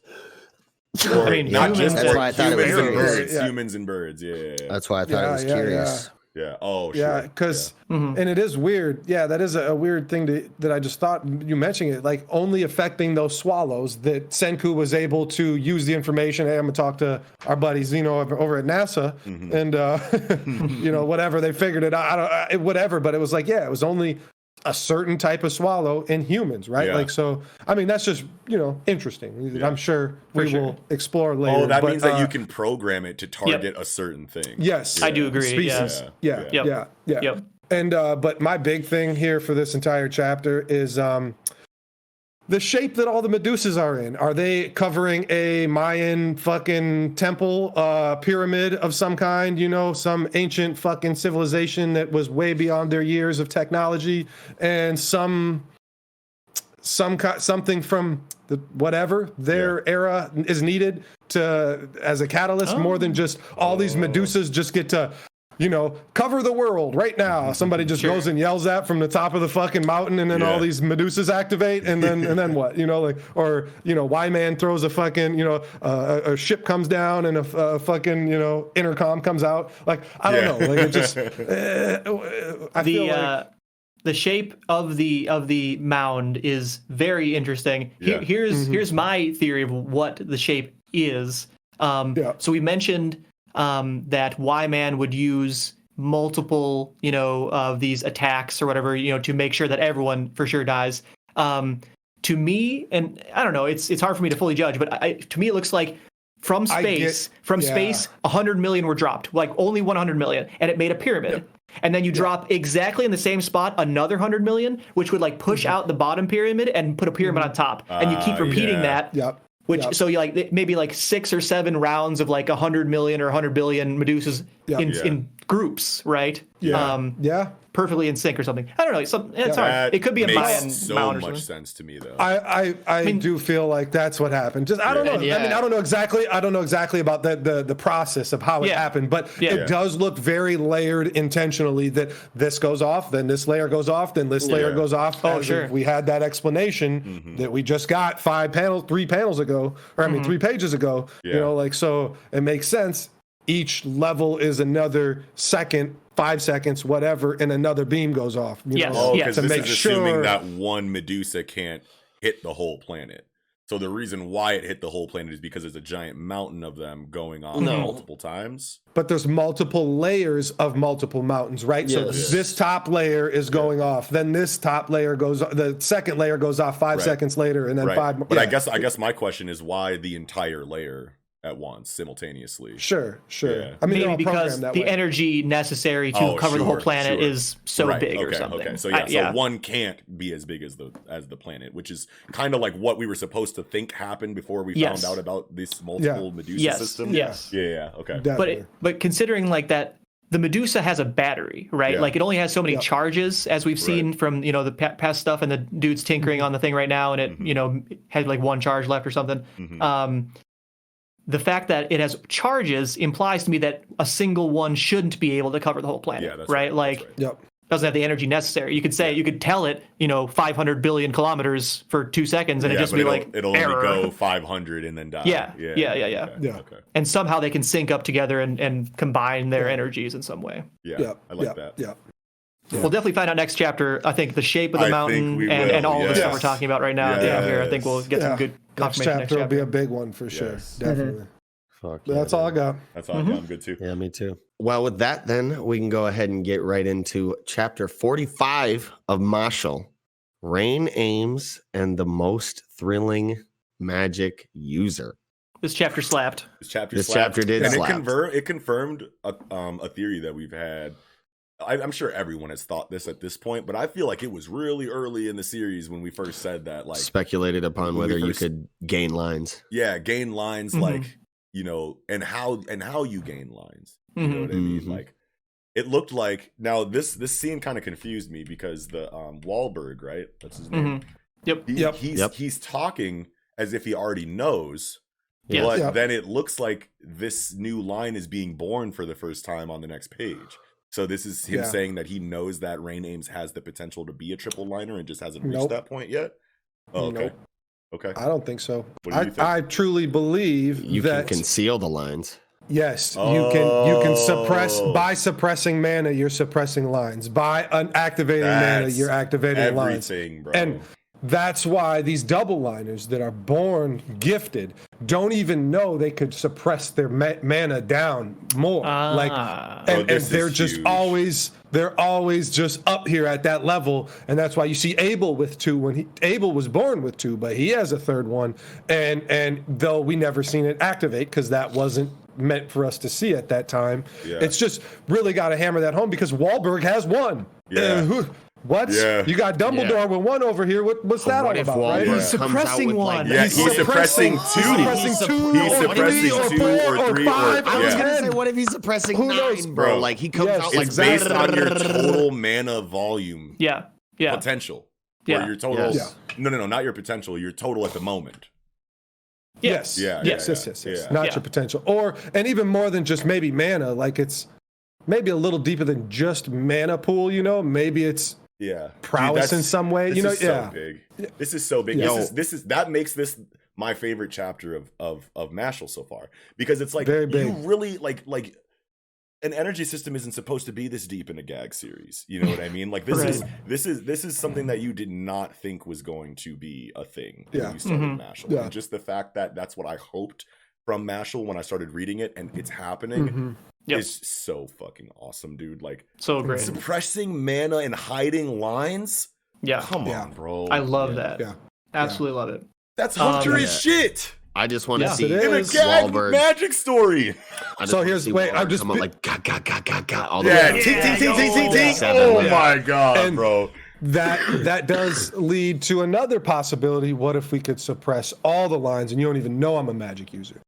Oh, that'd be interesting. Then that's unwanted attention because if you don't have any lines, then they're gonna be like, "What's your problem?" Because of this situation right here, right now, and what we know. But like, obviously, you know, the world can grow. The world is growing. We know of, you know, different regions. We have floating castle, you know, Howl's Moving Castle and whatnot here with the big bad in it. And so it's like, it's possible that there is going to be people that, you know, maybe not even people, maybe you know, I don't want to say Toji in the sense of having no mana, but just a Toji level, you know, physical fighter prowess who would conceal the mana and use his magic in a way that, you know, it's not like MASH because MASH is Toji, but like a way to somebody is trying to kind of pose as MASH and have a MASH fighting style, but does still have spells to use. Like that would be really cool to see if we did a character like that.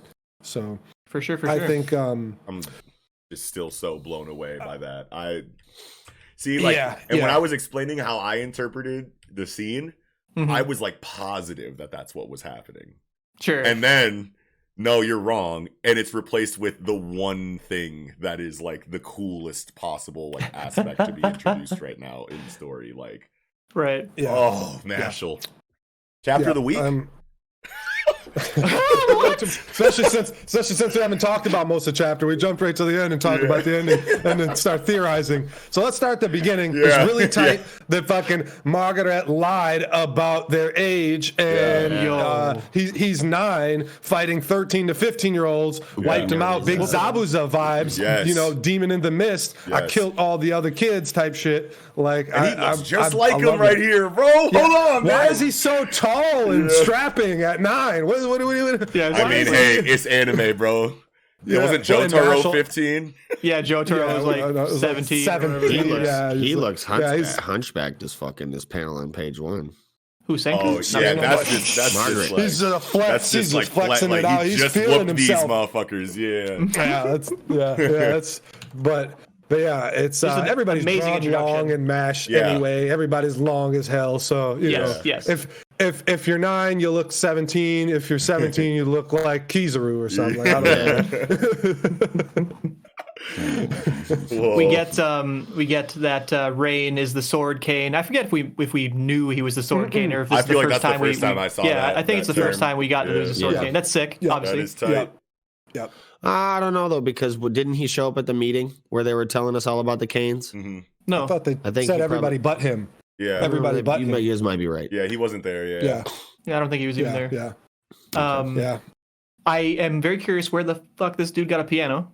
Is this part of his He magic? just manifested it out of nowhere. Yeah, I was gonna bring this up. So like, remember a couple chapters ago when they were in court and Buddy manifested the candle like out of nowhere. Yeah. Obviously, that's a part of his kit. You know what I mean? Yep. So I'm assuming For sure. that whatever your magical affinity is, if you're a conjurer type, then things just spawn as soon as you activate. Yeah. You know what I mean? Yep. That's kind Well, of and he does snap. He does actually snap in there. Buddy snapped when he spawned the candle too. Oh, he did. Oh, thank you. Very good. Very good. I love that. Good shit. Good shit. It would be tight if there was a delay. You could precast your spell with your wand or whatever and put your wand away and then snap, boom, you get it later, on a subtle command. And that opens the power system huge, especially with like cloaks and shit snapping under your cloak, bro. Yeah, like if you could snap under your cloak where nobody could see some fucking Itachi hand sign type shit, that'd be cold blooded too. Which had Atelier, drawing under the cloak. You just get like a black bubble that says snap from somebody who's just standing there. Yeah. You know what I'm saying? Yeah. And then all of a sudden, Love so that. I think it's go ahead, Kiko. I was gonna say, I just love the I seek only pure strength, you sought a position. Like that's some powerful words right there, even though he's about to eat them words. But I just love I liked it at the time for sure. Love, Komoto's philosophy, you know what I mean? Like his outlook on things, you know what I mean? Like his these character interactions almost always have differing ideals clashing. You know what I mean? Yeah. Like you get like the convictions and the outlook of the characters involved almost always before they fight each other. You know what I mean? Yeah. And it's all the way that the dialogue is written for both characters, it's always so poetic and it always feels so deep. You know what I mean? Like that's like these are levels of depth that like you don't think should be in a gag manga. You know what I mean? And I understand for that. Sure. And I've been reading more Psyche Kusuo too, and that shit gets deep. That shit gets super deep, you know, at times. You know what I mean? So I guess I shouldn't say that. But like just the gag genre, just like the gag stamp puts a veil over the series that just makes it so surprising to me whenever we get. I feel like that's because we're American, isn't it? Like because of how stupid shit is over here, and it's like mangaka, they're like, I don't give a shit if I'm about to write a shit ton of jokes. Things can be funny and deep at the same time in places other than America. Their pen games are too fire. Like they're like, no, we're not just writing jokes all day. I ain't motherfucking, I'm not Rodney Dangerfield out here. I'm just about to be doing some dumbass, or Americans are learning though. Comedian. Americans are learning though because they are starting to throw like a lot more depth in like comedy. Like BoJack Horseman gets really deep. Very deep. I just watched that the other day. But by and large, no, for real. That you're probably right. You know what I mean? That the reason why I just generally assume that a funny series can't be deep is because I'm so jaded by Western media. Sure. But this is cool, man. And I think that when the abilities clash, I wanted to talk about this because I'm trying to pay more attention to sound effects because of Nick. Sure. And and when as this fight, we're obviously panning back and forth from scene to scene throughout the chapter, and when it goes back again, and Margaret conjures the musical notes, right? It seems like they're kind of like plopping into existence or whatever, according to the sound effects thing. And then obviously we know that it works similar to Satori's trial of balls in Skypiea. Yes. You know what I mean? But I think it's cool how he's playing music. I assumed like that when these musical notes were coming at you, a song was playing, and that could still be the case because there was a piano there. But like now I'm wondering how this scene will sound in an adaptation. You know what I mean? Yeah. Because it's like there's probably going to be an OST going in the background for the show. You know what I mean? Do you stop that and play this piano music while the attack goes, or do you keep the regular OST going and then the attack is represented by these plopping sound effects? In which case, is this really music magic or is it just sound magic? It seems to be more sound magic than music magic. You know what I mean? Which is a big difference. You know what I mean?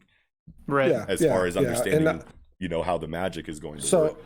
In this fight, the partition versus the sounds, and they clash, right? And explosions happen. And I think at this time, I mean, we cut away to the game, which we can go back and talk about in a little bit. But we cut away from that, and then you get shiver sounds and howling sounds, which I think are just used as distraction or to, I don't know, throw off his or maybe composure, because that first like pop you see is the fucking musical note like appearing behind him and barely touching him, and I think it's like bubbles. It blew up into a bunch of bubbles, and so kind of like Satori's Trial of Balls, except for every one of those balls were random, like something different, right? Like I had more of like a Hellzone grenade vibe. You're right. You know, you can't touch. You can't touch none of these. You can't touch none of this shit in the area. Or when he said shiver sounds and howling sounds, I thought he was just saying the name of his attack. You know, which and he was doing different. I feel like different. Shiver sounds gives you notes that have a different effect on contact. Howling sounds give you notes that give you a different effect on contact. I thought he was literally just saying Shonen battle attack names. You know? Yeah. I really think it was, subterfuge. I think he was trying to fucking, say, here's this thing's gonna happen to you, blah, all this sound, da da da da da. But nope, I'm gonna conjure this little bloop right on your back. Man, I wonder what it is. Like, I wonder what it actually is now, because that's cool. Like, I want it to be that cool. Instead of just him saying the name of his attacks, because Rain definitely doesn't see it, right? Because once the first one happens, then he looks behind him to see the owl pop, pop, pop, pop, pop, pop, pop, pop, pop. Yeah. So, like, he definitely doesn't see this note, right? Yeah. So, it's... And you don't mean it's visible, you just mean it's behind him or whatever. Like, it came out of... Notice it at first. Yeah, like he could have thrown one to come around at him, or maybe just you have shiver sounds and you have howling sounds, and even though like they were meant as a distraction to kind of focus on, they could just turn into music, Sure. Depending upon like if a howling sound could easily be a musical note, right? Like so something like that. Super interesting. Yeah. So this game, I want to talk about this game real quick because I have a couple ideas about this game. One, I think it's very funny that this game is obviously projecting, their insecurities. You know what I mean? Like in the game. And that can either be just the gag of Mashle that this game is like that, or it could be the game is magic and it literally scans you as you play and makes the game harder based on who you are as a person. Sure. Or you just play the game, or maybe not harder specifically, but it's just based on who you are. And it can tell because of magic. Yeah. The vibe I got was that it is just a game. They are rolling dice and they are moving to these spaces, and it's kind of like a weird like foreshadowing or like a hint to their character or whatever. And in that way, I think it's interesting that like you have like tricked by a charm spell, lose $5 million or whatever. Like obviously dote, and it's obviously hits him really hard because he would be tricked by a woman. And then and he already has obviously been multiple times in the story already. Yeah. What I'm getting to obviously is as we go through these characters, the interesting one to me is Finn. Return a lost object to the police. The lost object here. I mean, I hope he's not going to betray MASH, right? Like, you know what I mean? Like it, don't it? It does sound like it, because it's more than just that. It's more than just return a lost object to the police. He's like, okay, obviously I do the right thing or whatever. And he's going to be put in a position, where he's going to have to do this or whatever. But the bigger part of this is him thinking to himself, about Rain telling him words only have meaning when paired with action. If you can't act, it's the same as not saying anything at all. And he's saying like, these days will continue. I'll keep them going. And it's like he's saying that, but he's going to be the reason they don't keep going, right? Yeah. Like Man, that would hurt so bad. Yes, exactly. Because I feel like he's sincere when he says I'll keep him going. I think he loves his friends and he wants this to keep going. Yeah. But if he was put in a very bad situation. Yeah, bad situation. Yeah. Oh, that would hit so hard. Damn, I didn't even see this as like foreshadowing because like for everybody except Finn, these are things that have already happened to them. Not Lance either. Wait, not Lance either. Neither Lance nor Lemon. Oh, your little sister brings home a boyfriend. Right. Yeah. Yeah. Wow. Yeah, and very funny. That's why that was I a think funny ass scene. He goes flying into the wall. Flies into the wall. Like, no, not my sister. Oh my god. But yeah, I think that's why the Lance one had to be thrown in there because yes, all the like Dote has been tricked before. Yeah. Lemon has shackled Mash. Oh, sure. Mash has already been found out. Has already been discovered. So you have to throw in the one that's the future with Finn. Like you have to have two future sight examples. Ones. Sure. Yep. Because otherwise you would just say, oh, this is just something that Finn would do. So that's why it's saying that he's just a good boy that would return something to the police. But now we have. But he is going to return a magical item to the bad police. Whatever. Return a lost object to the police. Yes, a magical item that's going to be very important to police, as in the world government. And it's going to be a huge I thought it was just Mash. Actually lost object was Mash, and he's going to turn Mash into whoever. That could be. For example. Sure. I thought we were still something else. I thought we were still on the Finn betrays him tip. He is betrayed, but that doesn't mean that it can't be in a way that he's giving some crazy magic item because we're just like kind of not introducing, but like maybe exploring magic items a little bit more, towards this part of the story. So like I just really felt like Mash, could he be an item? Yes, because his character obviously is very enigmatic, and there is big people who want to take him and have kind of been referring to him as an object. So it definitely could be either or. But I just think that the person that wants Mash and is talking about him as an object isn't the police, right? He is Innocent Zero leader, where the police being the divine visionaries, the people that are running this shit, whatever. I think police is just meant to represent like the people you don't want that object to go to. Right. And not so I think it's authority. I think it's authority who governs that governs the world they live in. It doesn't necessarily have to be a police officer. It could be a politician, could be a divine visionary, which act as the police, actually, For sure. Yeah, so it's either literal. Is a divine visionary. Yeah, it's either literal, like he's returning it to the law, or it's like you're going to Innocent Zero, and police just represents like, it's a place you don't want to go. Yeah. Right. Yeah. Sure. It'd be very interesting. Is. Yeah. I feel like it's more Kiko than anything. I just think it's authoritarian figure, like that. Yeah. Sure. That's what I mean. Yeah. For sure. What do you think? I can see it. I mean, I think I'm more along the lines of agreeing with Kiko here that it's not so much that it's more so just authoritarianism or whatever. Sure. I can see it. Wow. I really hope it doesn't happen though, because I don't want Finn to betray people. I don't want him to accidentally betray people. That also sucks for Finn. That's what I think is the thing. I don't think he's intentionally either he's in a terrible situation where his only option is to betray Mash, and he has to give up this whatever. I don't know that's what it seems like. Holy Grail every time, but like some kind of magical item. I think the situation with Margaret and Rain. I think Rain loses here, and then Margaret shows up to the crib. You know what I mean? Because obviously he's on his way there right now, isn't he? And then Rain intercepted him. Yeah. Right. Yeah. So I think Rain has to lose here so that plot point can be finished, that something dangerous was coming to the house. You know what I mean?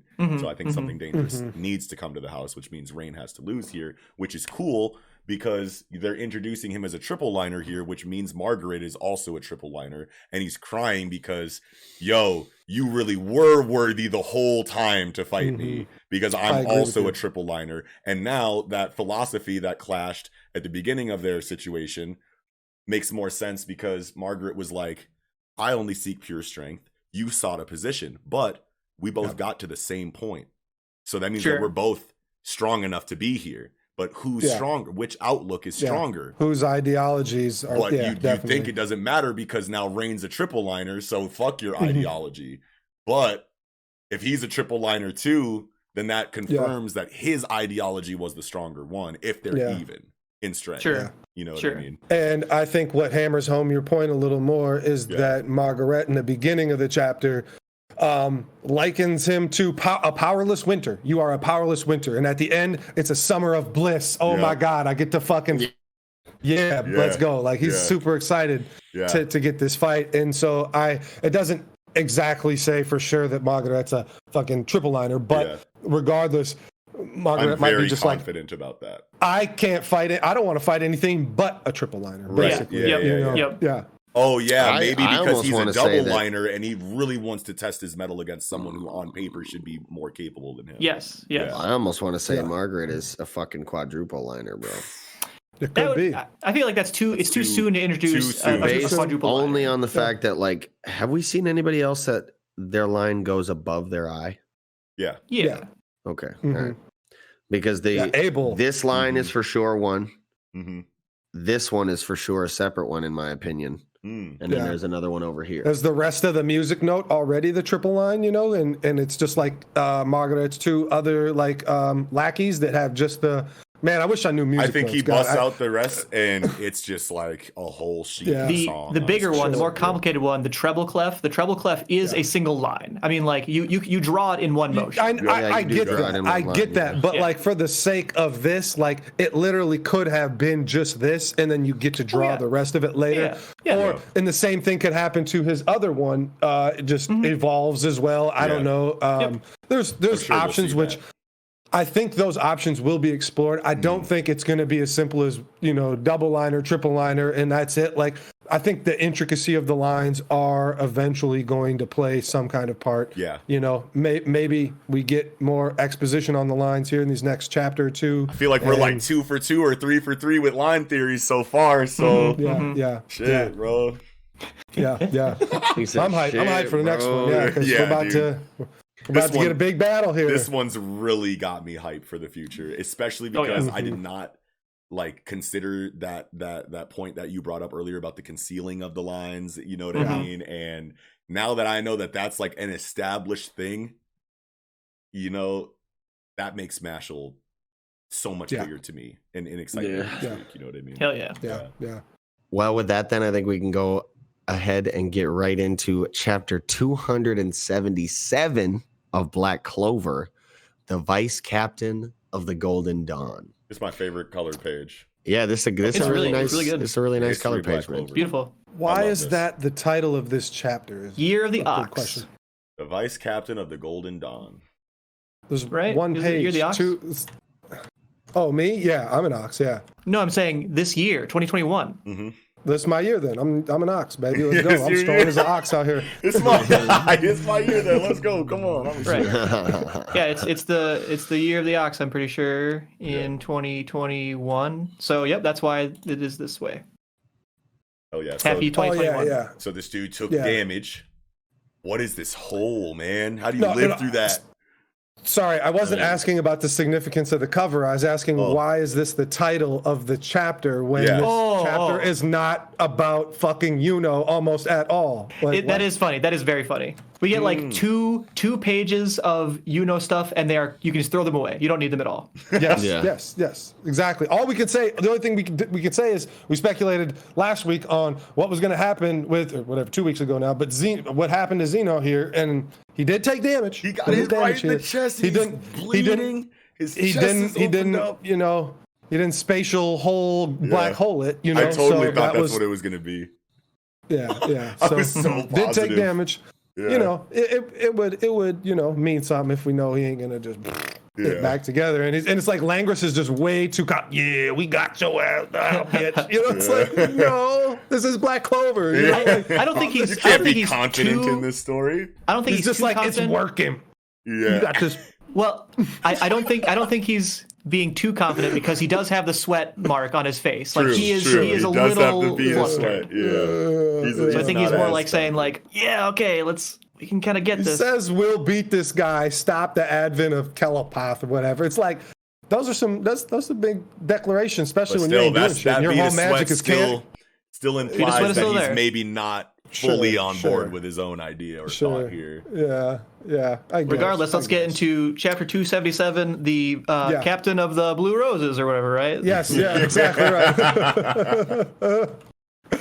Exactly correct. And Vanica is just not impressed. Like, neither of you guys are Noelle, you know? Like, it's like, really? You thought, like, Noelle was the one who was going to come back? Like, it's just that she's your best, like, fight, you know? Like, I just felt like, you know, there's captains, you know, there's these other people out here coming for you. Like, I don't know why I think she wants to see her again because of just a killer, finish it off. Yeah, of the narrative like reasons more so than like the strength reasons. Yeah. Right. Well, that's what's good about this chapter is that there's good narrative connection with Charlotte and Vanica. Yeah. Like that made this chapter very good. Like I liked, kind of get away some of my typical Black Clover criticisms to say like a lot of things that are pretty good about this, like the mention of Morris, who is the old leader of the Diamond Kingdom, basically, and he got kicked out by Mars or whatever after Mars takes over, but they brought these two of the 8 shining generals here. I guess another thing that pisses me off is that wind and fire, that's their elements. Wind and fire, that's the magic we're going with when those are main character elements, and like we've seen 7 fire users. And like, Wait, didn't she blow these guys up? No. These are 8 shining guys. generals. Oh, those were dark disciples before, and she's using her curse warding magic on them to make them do what she wants them to do. Yeah, and I knew that I didn't recognize this dude with the fade, but like this bigger guy. The bigger guy looks familiar. Yeah, he looked familiar to me, so that's what we've seen all of these guys before, but all standing as the 8 shining generals next to each other, you know, with Mars and with the smoke guy. I forgot the smoke guy's name. Yeah, but Vanica also had like one of her goons that was fighting Leopold and them. Like one of them, like it was a bigger, stockier. Yeah, one of those with like this guys haircut too. I feel like, you know what I mean. Yeah, and he got she blew all them up. Yeah, so I thought maybe she, similar, like, just similar. I thought maybe she reassembled them or something like that. I don't know what I thought. But. Yeah, I really love this Charlotte shit, this chapter, man, between her just kind of getting pissed as Vanica's talking shit about Yami, and then the dynamic when she starts activating her magic and Megi Kula activates, and he's like, yo, this bitch fucked with my curse. What? yeah. Hold on, bro. Yeah, and I love the combination of Rill, right? Yeah, of Rill and Charlotte. Yeah, I love the way that the exposition that we get of how their abilities work together with the mana method. That was fucking awesome. Yeah, and that's why the elements of the 8 shining generals are going to be fire and earth, or fire and wind, because you get the typical wind fucking fuels fire combo, but then you get Rill, who uses earth golems and fucking water mermaids with the fucking illustration magic and counter those, which then he's like, hey, is fertile soil and water what you need like for the plants to grow. Like it was very good. Like, very well done.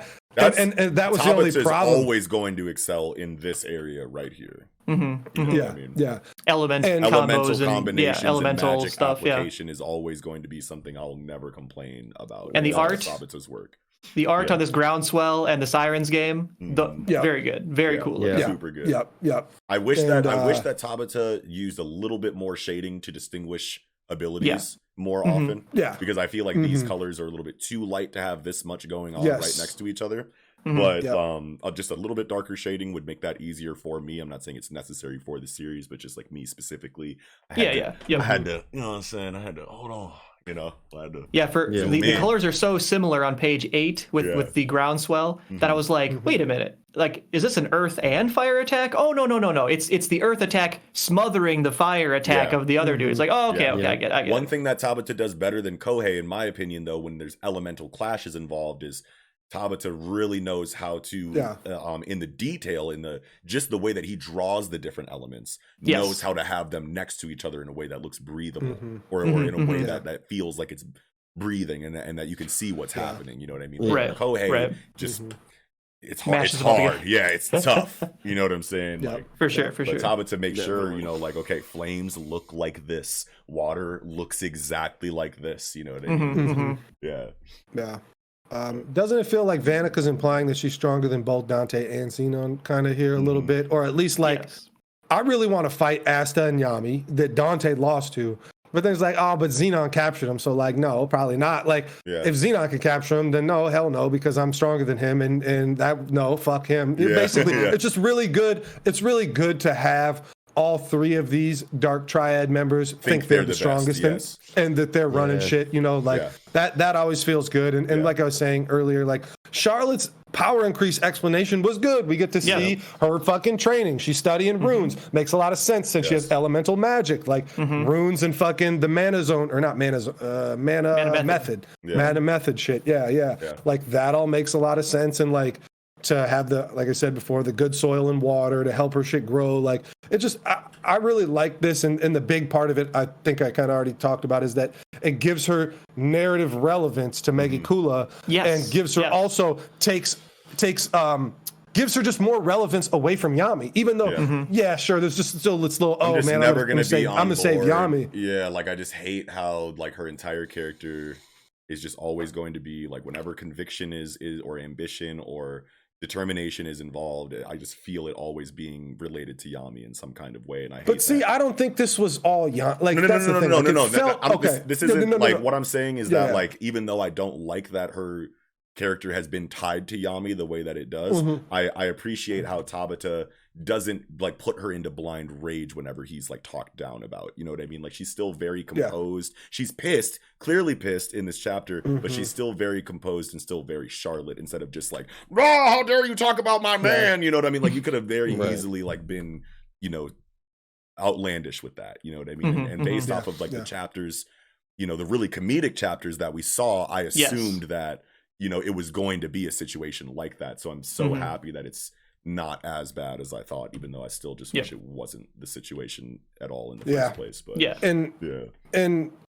mean, at the end of the day, you could probably try to tie everything back to Yami in some way. I you know, with her power growth, because like, I mean, her flashbacks of her learning and her studying, and like, you know, for half a year while I kept performing my captain duties, I studied the Heart Kingdom's rune arrays, and then goes on to other explanation here too. But like, none of that really had anything to do with Yami, like at least mentioned there. But it's not like you could say, oh, she just wants to keep up in strength with Yami. She needs to be a captain and stay his equal, and that makes her more desirable to him, or whatever, you know. So I'm but sure you can also just consider it not related. You can also consider it not related. Definitely.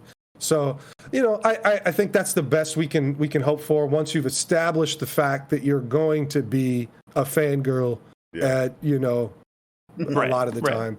But yeah, like it's just this was really good. I think this was really the best you can do with what you've already what Tabata has already laid out. This was the best he could do with her to start giving her more meaningful relevance that's separated from Yami. You know? And as much as I talk about like how annoying the female character situation is inside of Black Clover, considering the tropes that are used, feels like Naruto. By and large, like I love Black Clover, but like the character work in general, like is relatively underwhelming to me by and large. But the one you know area where I feel like Tabata excels in is his female characters. You know what I mean? Despite how I feel about the decisions that he makes inside of them, those are still the strongest characters in the series to me.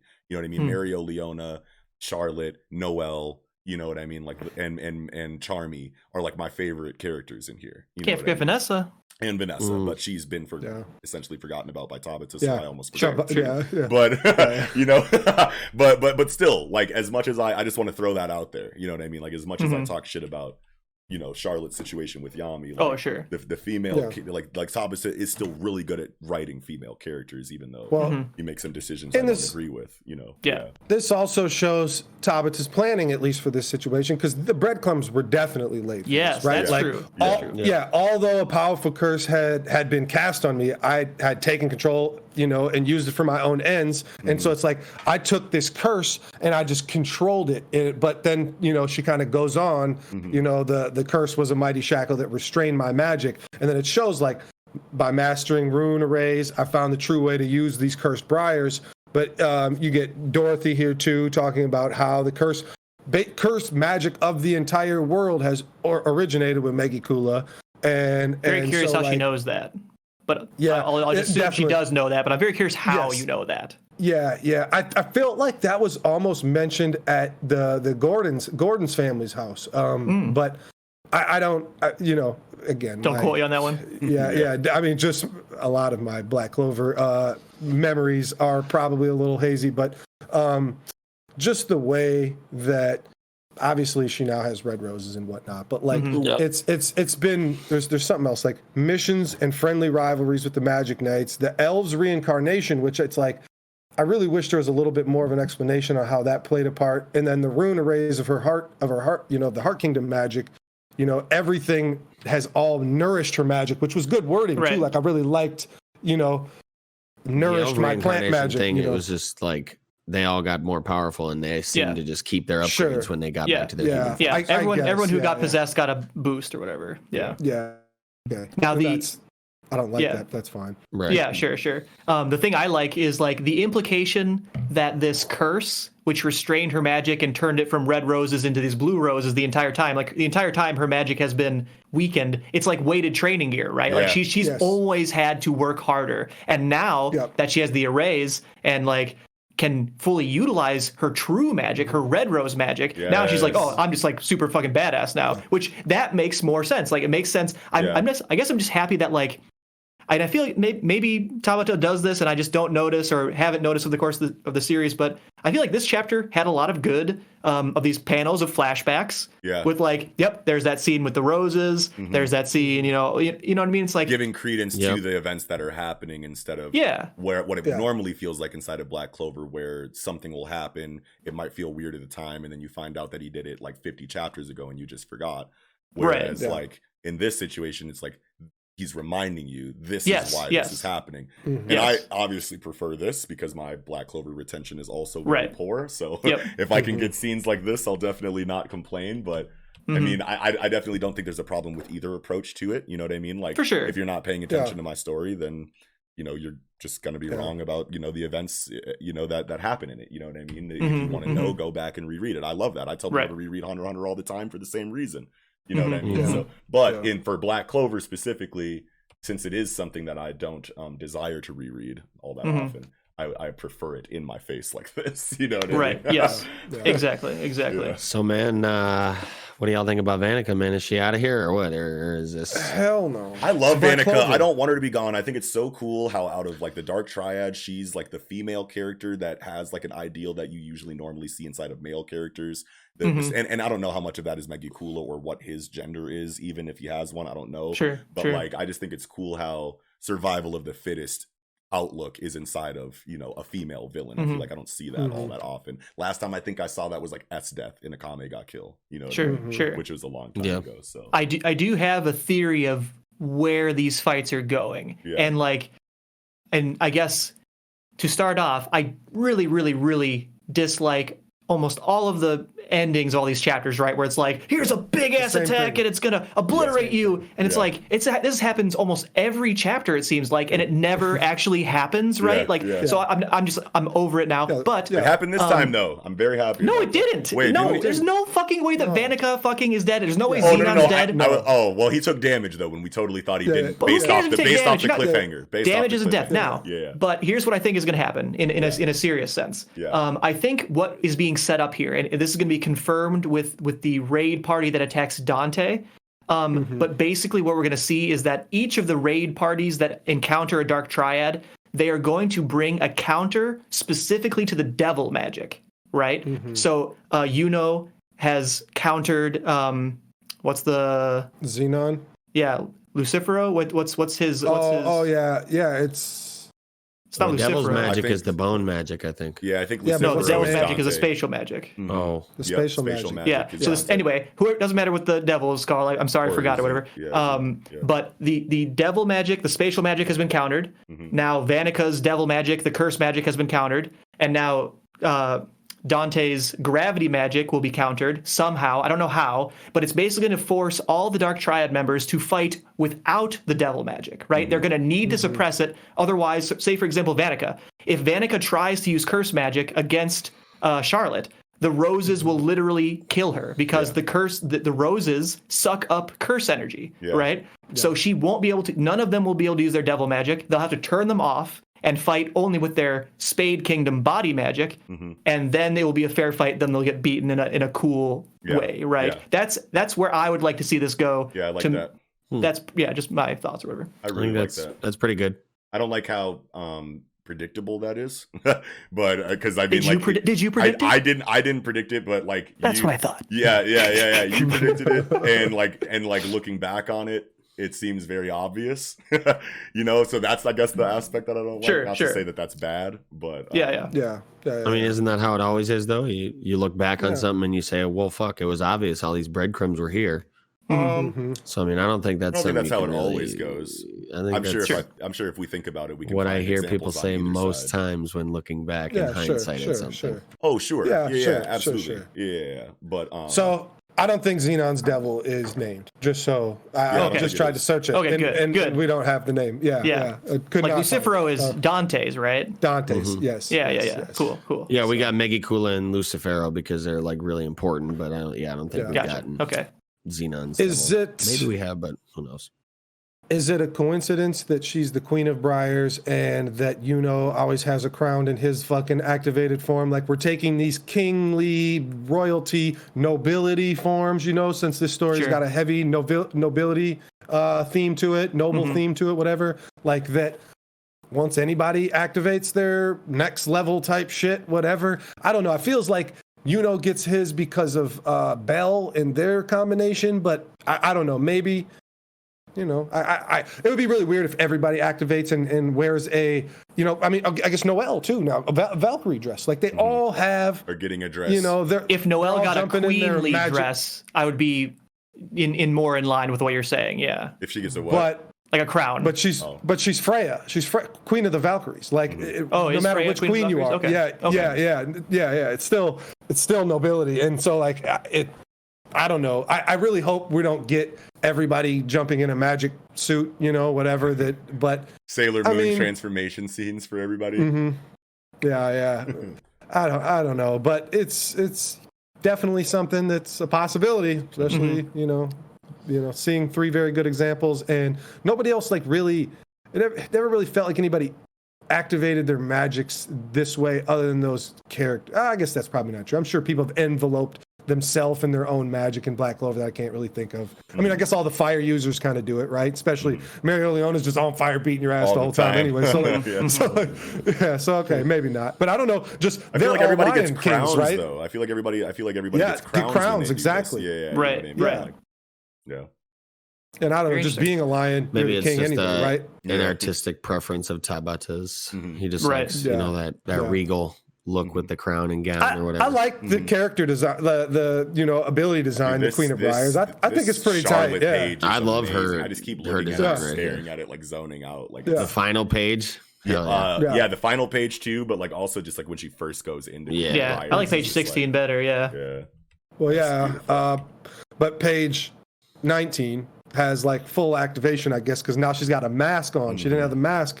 I thought it was. I think it's just shadowing. Yeah. Okay. You could be right. Yeah. Well, the reason why I thought it was masked because look at how much black is covering like everything, and I know that she had the cloak thing on too, but and like it's got even too down, defined of a shape of the shadow for the thing that the shadow is being cast off of. And there's black briar tattoos, I guess, around her legs and stuff too. Like, so like it definitely seems like there's black energy engulfing her, mana, whatever. Or Could be. area. I will say on page, it could definitely be a mask, but I definitely thought it was just shadow at first. Yeah. On page 19, the panel just above, like that shading, which is definitely shading the panel above. It's definitely like the mask shape. So like, I think it's just shading personally, but I agree. But Kiko, those pretty good evidence. Those vine tattoos on the thighs, though. They are looking. That's not shading. That is not Well, wait a minute. It could be though because there's vines over it. There's vines over her legs. Not in that shape. Yeah, not in that shape. Yeah, they're too close to too many. Yeah. Yeah. So maybe that's like the the cursed briar energy. Yeah. Okay. Yeah. I fuck with that. Yeah. I was trying to figure what could it be, like, because there are thorns, like there are tons of thorns all over her, but what's the black stuff? Yeah. That's good. I really hope she shows some physical prowess here, because she always seemed like one of the mages that should have it. You're wearing the armor, right? You got like a physical, you're using like I know it's magic, but like you're using a whip basically, right? Like you got Rose Whip. Look at these, and you get these, you got these boots here. Like now with this transformation, if she doesn't kick somebody with these fucking thorny ass boots dead in their face, I'm gonna be so disappointed. I want to just lay a pow right across the face with fucking thorns. Something like that. Shit, she ran on top of water. Yeah, running away from Yami. She's definitely got hand-to-hand capability. Wildin'. So we'll see. But I don't think it's going to cut back to this, right? Like, or it's same thing with what happened with Xeno in this chapter. Yeah. It's gonna Rose Whip her. And then she's gonna but she ain't gonna die. Yeah. And then we cut to Dante. Fucking laughing like a bitch. I hear Dante laughing like crocodile. I don't know why. I do too. Now that you mention it, that totally fits. But I think that about does it for Black Clover. I think. Yeah, that's all I have. All I got. All right, then. With that, I think we can go ahead and get right into chapter 296 of Boku no Hero Academia. Hellish Hell. Yeah. Which is kind of, I don't know. Compress survived. Survived, bro. Maybe. But Midnight didn't. Man. Wow.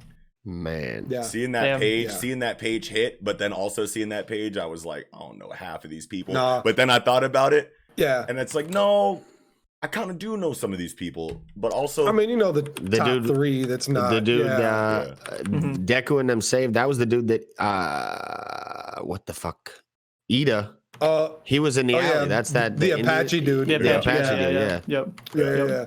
And I mean, the top three are Exless, Majestic, and Crust. Those ones. Right. But other than that, below them, that's the only other one I noticed. I did notice like the Apache dude or whatever. I'm just gonna call him Apache Chief because that's DC or whatever. Yeah. But one of them looks like an Ed Shot fanboy with this haircut. You know what I'm saying down here. Yeah. But see, this is what I mean though. I've seen a lot of people like flaming this page when the scans came out because they were like, "Who are these people?" You know what I mean? And it's like, okay. I like it. I think it implies that way more heroes than this died. Yes. Yeah. And we're not supposed to be intensely emotionally tied to all or most of these characters. Because remember, like Kohei shows stakes and consequences through more than just significant characters the reader likes. We also get the society outlook all the time. Everyone on this list is someone in society's favorite hero. And and that the death of this hero for them is going to affect large groups of people in different ways that we're going to see our main squad deal with. So it directly affects the main cast, even if we don't care about these characters. It's not meant to be shock value. Like my favorite guys died. Like that's not what this is for. Think of all the nameless civilians that we see like suffering and saying, "Help me," and have died. Right, like. Do we need to name all of them? You know what I mean? No. It's this chapter is meant to show the scope of the aftermath, right? And and here are a ton of heroes, and I actually like that the boxes get smaller and smaller and smaller because again, to me, this implies that way more than like 20 heroes died. You know what I mean? Tons of heroes died here. It goes from they just get smaller and smaller in terms of significance. Like We have seen, I know now that I think about it, I'm recognizing this dude in the 4th row down, second from the left with like this headband thing on. Yeah, Yep. And right above him. Headband. Yeah. We've seen a lot of these guys, but like in terms of significance, you know, as they get smaller, that's obviously they get less and less significant. Midnight is the biggest panel. We got the top 3, Crust, you know, Exless, Majestic, like you said, but then like, you know, it goes down and down and down. And like, yeah, they're gonna keep getting smaller and smaller and smaller and smaller and smaller because, like, way more than just this. Like, I agree. Wow, with I didn't even think about that. Yeah. Oh, that's crazy. That's I didn't think about it either, but that's what I was kind of taking how Nick was saying it too. Yeah. You know, just the you know how it descends down that way implies we get to descend farther, much farther than this page can take us. Right? Yes. And but how about my man's? I mean, you got here, Wu-Tang in the middle of the bottom praying, bro. He's got the Wu-Tang mask on his face, bro. Like, they really took out you, God. That's Wu-Tang probably ain't nothing to fuck with. Dude, do you think that is a Wu-Tang reference though? Like for real? I don't know. Hey, Rumiko Takahashi had a Def Jam T-shirt on in one of the most recent pictures that I saw of her. So you never know. And I used You God because it kind of looks like a U2, but like the first time like that's ever used as a mask is on Law of the Dark Man CD, and it is like an actual mask with like a Wu-Tang mask over the eyes. So and like You God's wearing it in that. Yeah, no. It's just it's Law of the Dark no. It's just, but it's that's just his CD. It's just like an illustration. There's no like person that's wearing it. But like it's actually used. It looks similar to that. Sure, but that's the purple album. That's the one with like the purple design on it. Yes, yeah, I know. Yes. And so we got Beppo here, page 16. You know Let me see. Chilling. Yeah. He's got the pea coat and Yo, I didn't even see, bro. Scarf on. I didn't even notice this character. God, I'm so bad at reading comic books. Well, and the panel right before it, since we're talking about it, the panel right before it, Buddy's got the same horn as Airy, just on the back of the head. Yep. You know? Oh, shit. Oh, wow, I didn't make the Airy connection, but I did see the horn. Yeah. Wow. Yeah. Damn, this dude's a sleeper. Yeah, could be. But I wanted to talk about how, Knox, first thing, we said Compress survived. He said Midnight did not, right? Yeah. So, like, we got to talk about page 13. That bottom panel is that was the one. I didn't want to turn the page. I know. Damn, bro. I didn't want to turn. I didn't recognize the handcuff. Midnight is. Yeah. I did. I'm trash. Because I didn't recognize the handcuff, and then I'm like, "Who the fuck is this?" Like, and then I turned the page and I seen him crying, and then I seen the glasses, and that's when I realized I'm like, "Oh fuck, Midnight!" And since the skin tone is darker, I assume it's Ashita holding her hand since she's the closest and a darker skin tone. And you get to go. It's like, this is why I didn't want to turn this page. I knew it. Dude, this was a beautiful way for Kohei to deliver this scene. His like cinematic. Awareness or his artistic sense in regard to like delivering scenes like this is just like so beautiful, dude. Like just the hand holding Midnight's hand in a very small panel, you know what I mean, in the double spread, bro. Like, and then like and then showing the kids crying, and then just showing you don't show the dead body, you showed way. And that's the other thing is they're kids. Yeah, these are high school children looking at the dead body of their teacher. That is, and she died gruesomely because the last time you saw her alive, she was surrounded by a bunch of vicious looking villains, bro. Like they looked like fucked up sinister, like more sinister than like I feel like you normally see in the series. You know what I mean? Damn, that's fucked up. And she's got like blood on the glasses and shit, and there's like blood on the ground by the glasses. Yeah, she's. That's huge, dude. So, didn't we think Wash died? Didn't Wash get hit with something? And nah, Wash was out here flexing this chapter. He looked like he was getting evaporated in a panel, and so did 13. 13 looked like she died. 13 is not dead. Yeah. 13 looked like she died too. I thought a bunch of characters, but she lost an arm. 13 lost an arm, and that's. And now we see her face for the first time a little bit. Yeah. Big Samus vibes, right? Yeah, dude. Yep. Didn't know she was a chick till she gets her top part broken, and you could see. I mean, I don't know. Maybe we did know she was. Before. I think we did. We definitely did know that she was a girl, but this is the first time you see it, and it still like took me back to Metroid. Yeah, it took me back. That panel is literally Super Metroid cover. Yeah, right? That panel is literally Super Metroid cover. Like, I mean, it's very, very close. Sure. And my favorite fucking panel is Redestro and Ed Shot. Look at Ed Shot's Yes, left bro. arm, bro. Oh my God. How did I know you were going to bring this panel up, bro? This is my panel too, G. This is so Ed cold, Shot bro. 1v1 beat Redestro's ass. That's what I'm talking about too. Like that. That's number 3, I feel baby. good about that. That's damn near the thumbnail. Yeah. Oh shit. There we Might go. be onto something. I'm not Hey, wait a minute. I'm not against that. But another panel I really like, actually, right before that, is the Nomu panel, right on page 3, the upper left. You know, I know that's covered with some words, but like, that's a really tight panel. Like, I just like the artistic choice on how that was done. How it shows the brains and teeth in the negative space. Yeah. Yeah, in the negative space, and it's just really. I mean, I don't think you get a more ominous Nomu panel than that, right? Like, that's scary as shit. And then it's especially on top of with, you know, Shigaraki has escaped with 7 near high ends, whatever the fuck, you know.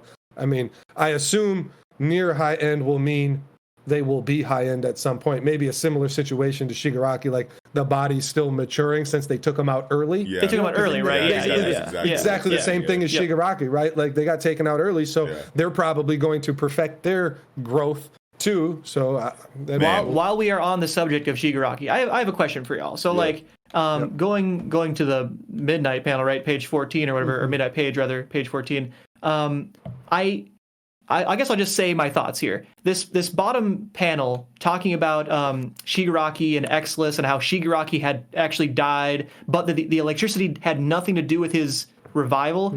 I do not understand why would you do this? To me, I wonder, do you think this is a retcon? Like, did people complain, like, why didn't Exless get shocked or something? Or is it something to kind of clear Exless's name? Like, because we were saying, like, Exless should have just Cyclops blasted Shigaraki right off the bat and killed him.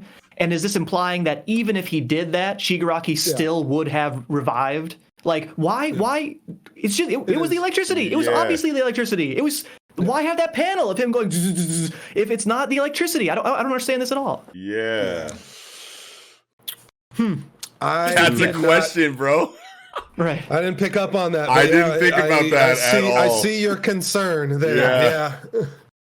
Yeah. If chat or comment, you know, audience. If let us know what you think. I would love to know. I would love. I'm probably just gonna DM Aniki about it, to be honest. But yes, please let us know. It's like, fine. If you have an answer for that. And for the record, I do think it is fine to quote unquote retcon it, right? To be like, maybe it didn't make sense that Exless didn't Cyclops blast, you know, Shigaraki directly. Maybe it does make sense that he should have also been shocked and it should have been visible on the page. Yeah. And we're just clearing it up, right? Like, don't worry about it. Like, it wasn't actually that big a deal. Like, he was so driven that it is weird to me that his drive and dream and hatred could bring him back from the dead without the electricity or anything. But it's whatever.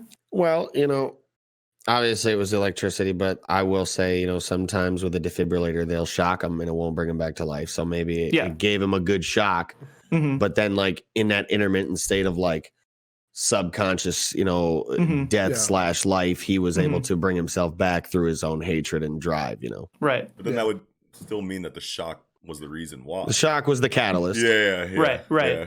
Well, maybe all they needed was to add the word enough to revive Shigaraki alone. Right? Like, one more word. Like, he alone would really tie that together.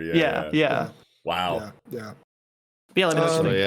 Society already hating on Endeavor. Hard as fuck.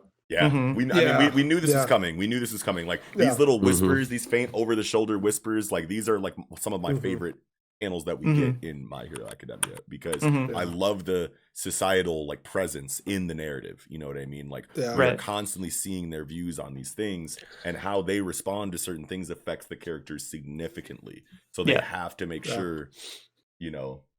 I just thought it was.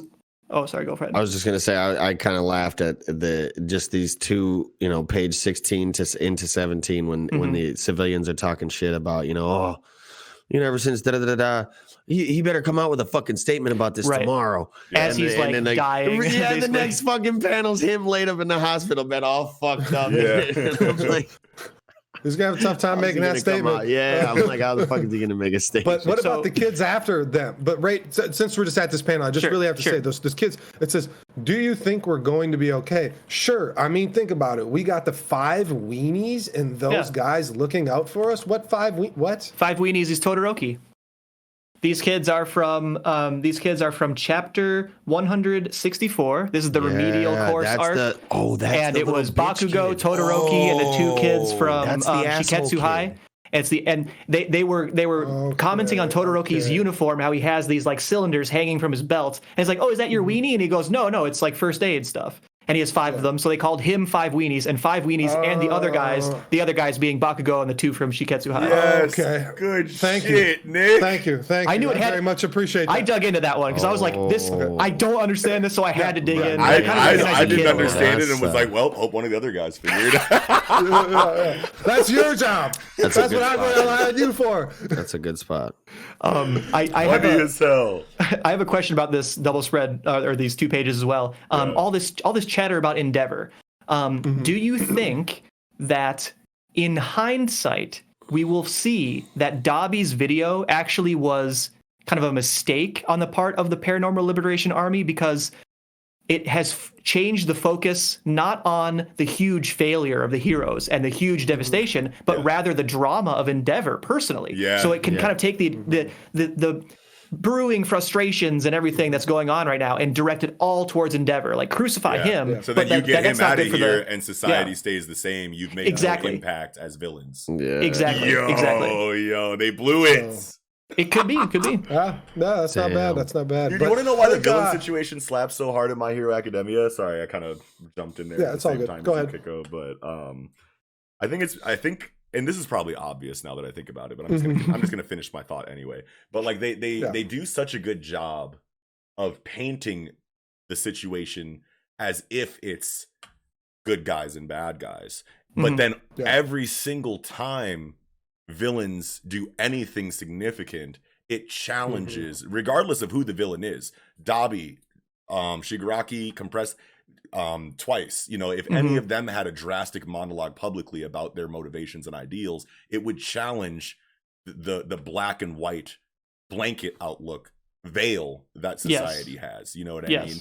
It's not just, you don't have just arbitrary villains, you know what I mean, that are just evil for the sake of being evil. They always have some kind of like deeper philosophical, narrative to their motivations that challenges the outlook of the reader or the heroes involved. You know what I mean? And even if they're not all that strong of villains, just those lines of dialogue impact the story a lot more than most villains that are just really big and strong. You know what I mean? And it's like when every single antagonist in your series does this, how can this not be best villains in shonen manga right now? You know what I mean? Like, I don't know. Sorry, that was just a thought.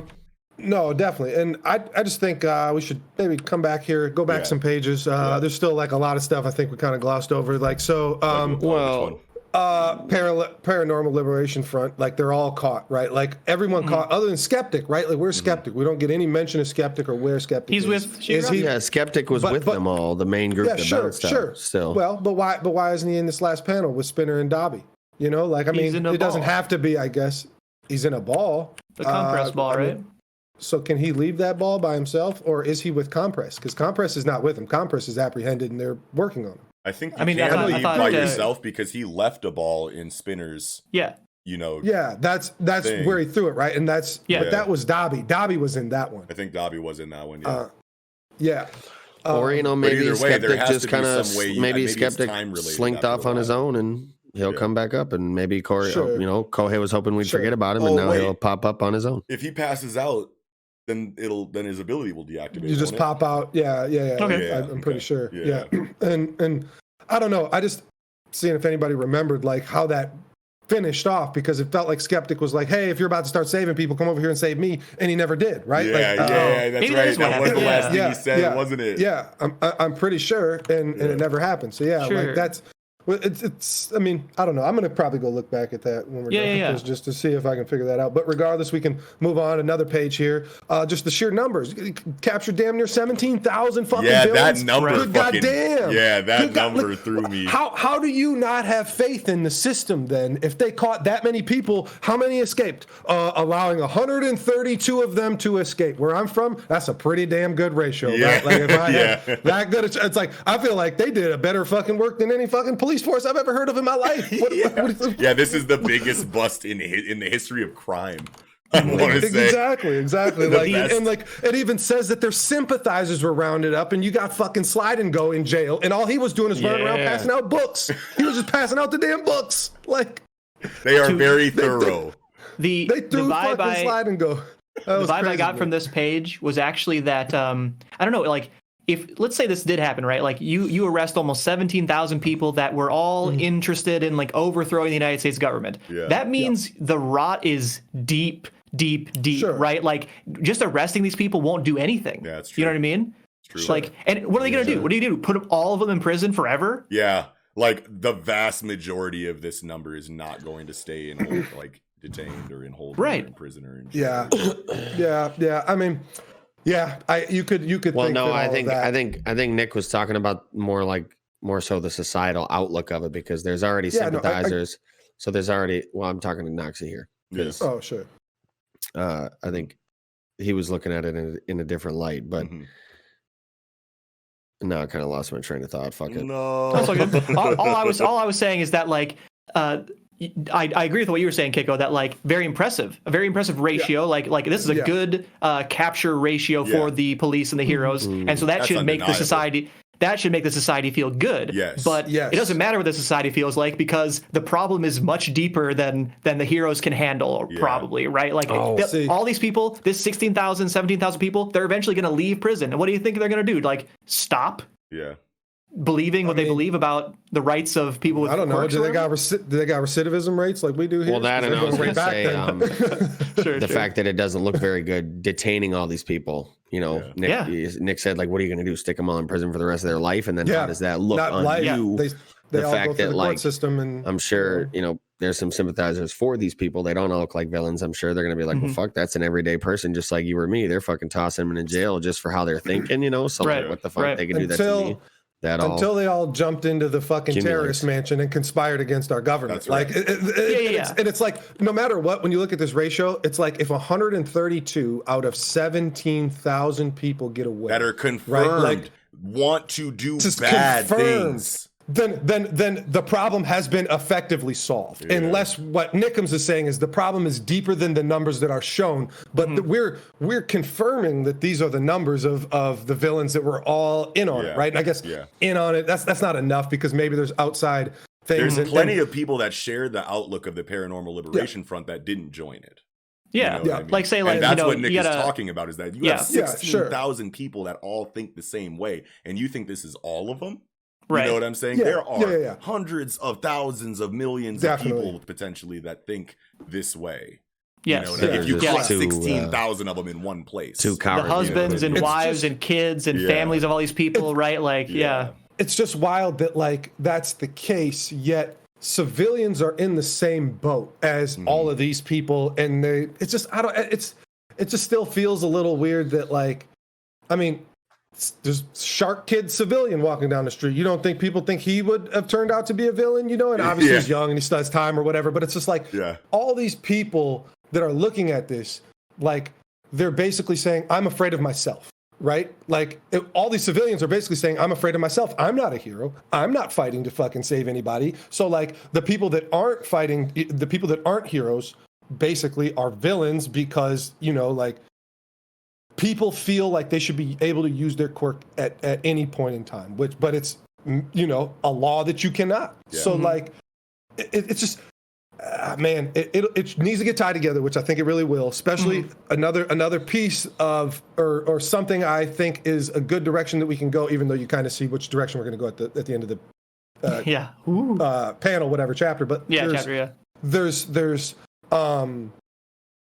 Trumpet was apprehended. Trumpet is a politician, and people didn't know he was part of MLA, right? Like, Trumpet is going to have to fucking speak on the fact that he is evil and he is a politician. So it's like, sure, we're probably going to Tartarus. Maybe we don't. Maybe there is still more overarching, exposition that we need to get of the world, of the situation, the government, how things are going to look from here on out. We could do that. I mean, we could go right to Tartarus too, but man, I doubt we're going right to Tartarus. I would love a cool down, self-reflection, see how the rest of the world deals with this arc. Yeah. And then if we go to Tartarus after that, I could see maybe one more arc after that before Tartarus too. But another thing that's another line that was very optimistic to me is that Endy's career is finished. Maybe he'll move abroad. Yeah. He's going to go do hero work in other countries, which means even if he doesn't, just that word is exactly. Big. Yeah. And it's just opening the doors to let's explore abroad, right? Yeah. Like it doesn't. Endeavor doesn't have to go there, but then I didn't like with what money does Endeavor have? It's like what the fuck you mean? What money does he have? He's been a number 1 hero and a number 2 hero for. He lives in a goddamn mansion. What you mean money? What? He's the richest hero. Everybody's talking about here. You can have my Endeavor pouch. It's like he's got merchandise. He's got rich as shit. Yeah. What? You have merch. That was a weird line to me, but still, like it opens the door, door that I've been needing to be opened for a long time, and I really just hope that if we do go to Tartarus, make it quick, and then let's get to the big maybe shit. They're saying with what money because they know that he's about to be like fired. Yeah, but fired, if Jeff Bezos is fired, nobody's going to say, oh, man, maybe he can't move abroad because he owns Amazon. But, a very rich person, the CEO of Google's fired. Oh, I hope he can eat tonight. It's like. With what money? With what money the CEO of Google got? It's like. I think maybe a good way to do it is like, I'm not sure exactly where, I don't know, maybe they could just get it as a news report like, Tartarus broken into. All for One broken up. No, we're seeing that scene. No, well, we're getting you that could scene, get a news. You could get a newscast that explains what happened, and we don't see it then. And you go into the governmental shit to flashback what actually happened at Tartarus. That wouldn't be too bad. Yeah, that'd be fine I wouldn't hate that because that is a good transition to say this plot point is in the background and it did happen and this real time happened. We're not going to give it to you, but there's no way in hell we're not going to give it to you, right? But because of this and because of everything that's going on, we got prisons being broken into now. Like shit is just way too wild. We really got to handle the government. We got to handle our fucking system. We got to overhaul this whole fucking shit. Like, and it could start that information and start moving in that direction. Obviously not cap all that. You can't, come to solutions that quick with those questions. But, then go back to Tartarus. Like that wouldn't be bad, especially because it's like, the media, just how media has been involved in this story thus far has been good enough, right? Like I would like more media, and the most important thing what I'd like about media is to ask somebody of importance a fucking question, not ask Richie on the street how he feels. I'm tired of Richie on the street. Too many Richies. Yeah, exactly. I need Senator Richie. Minister. I need Senator Richie. I need Prime Minister Richie. Right.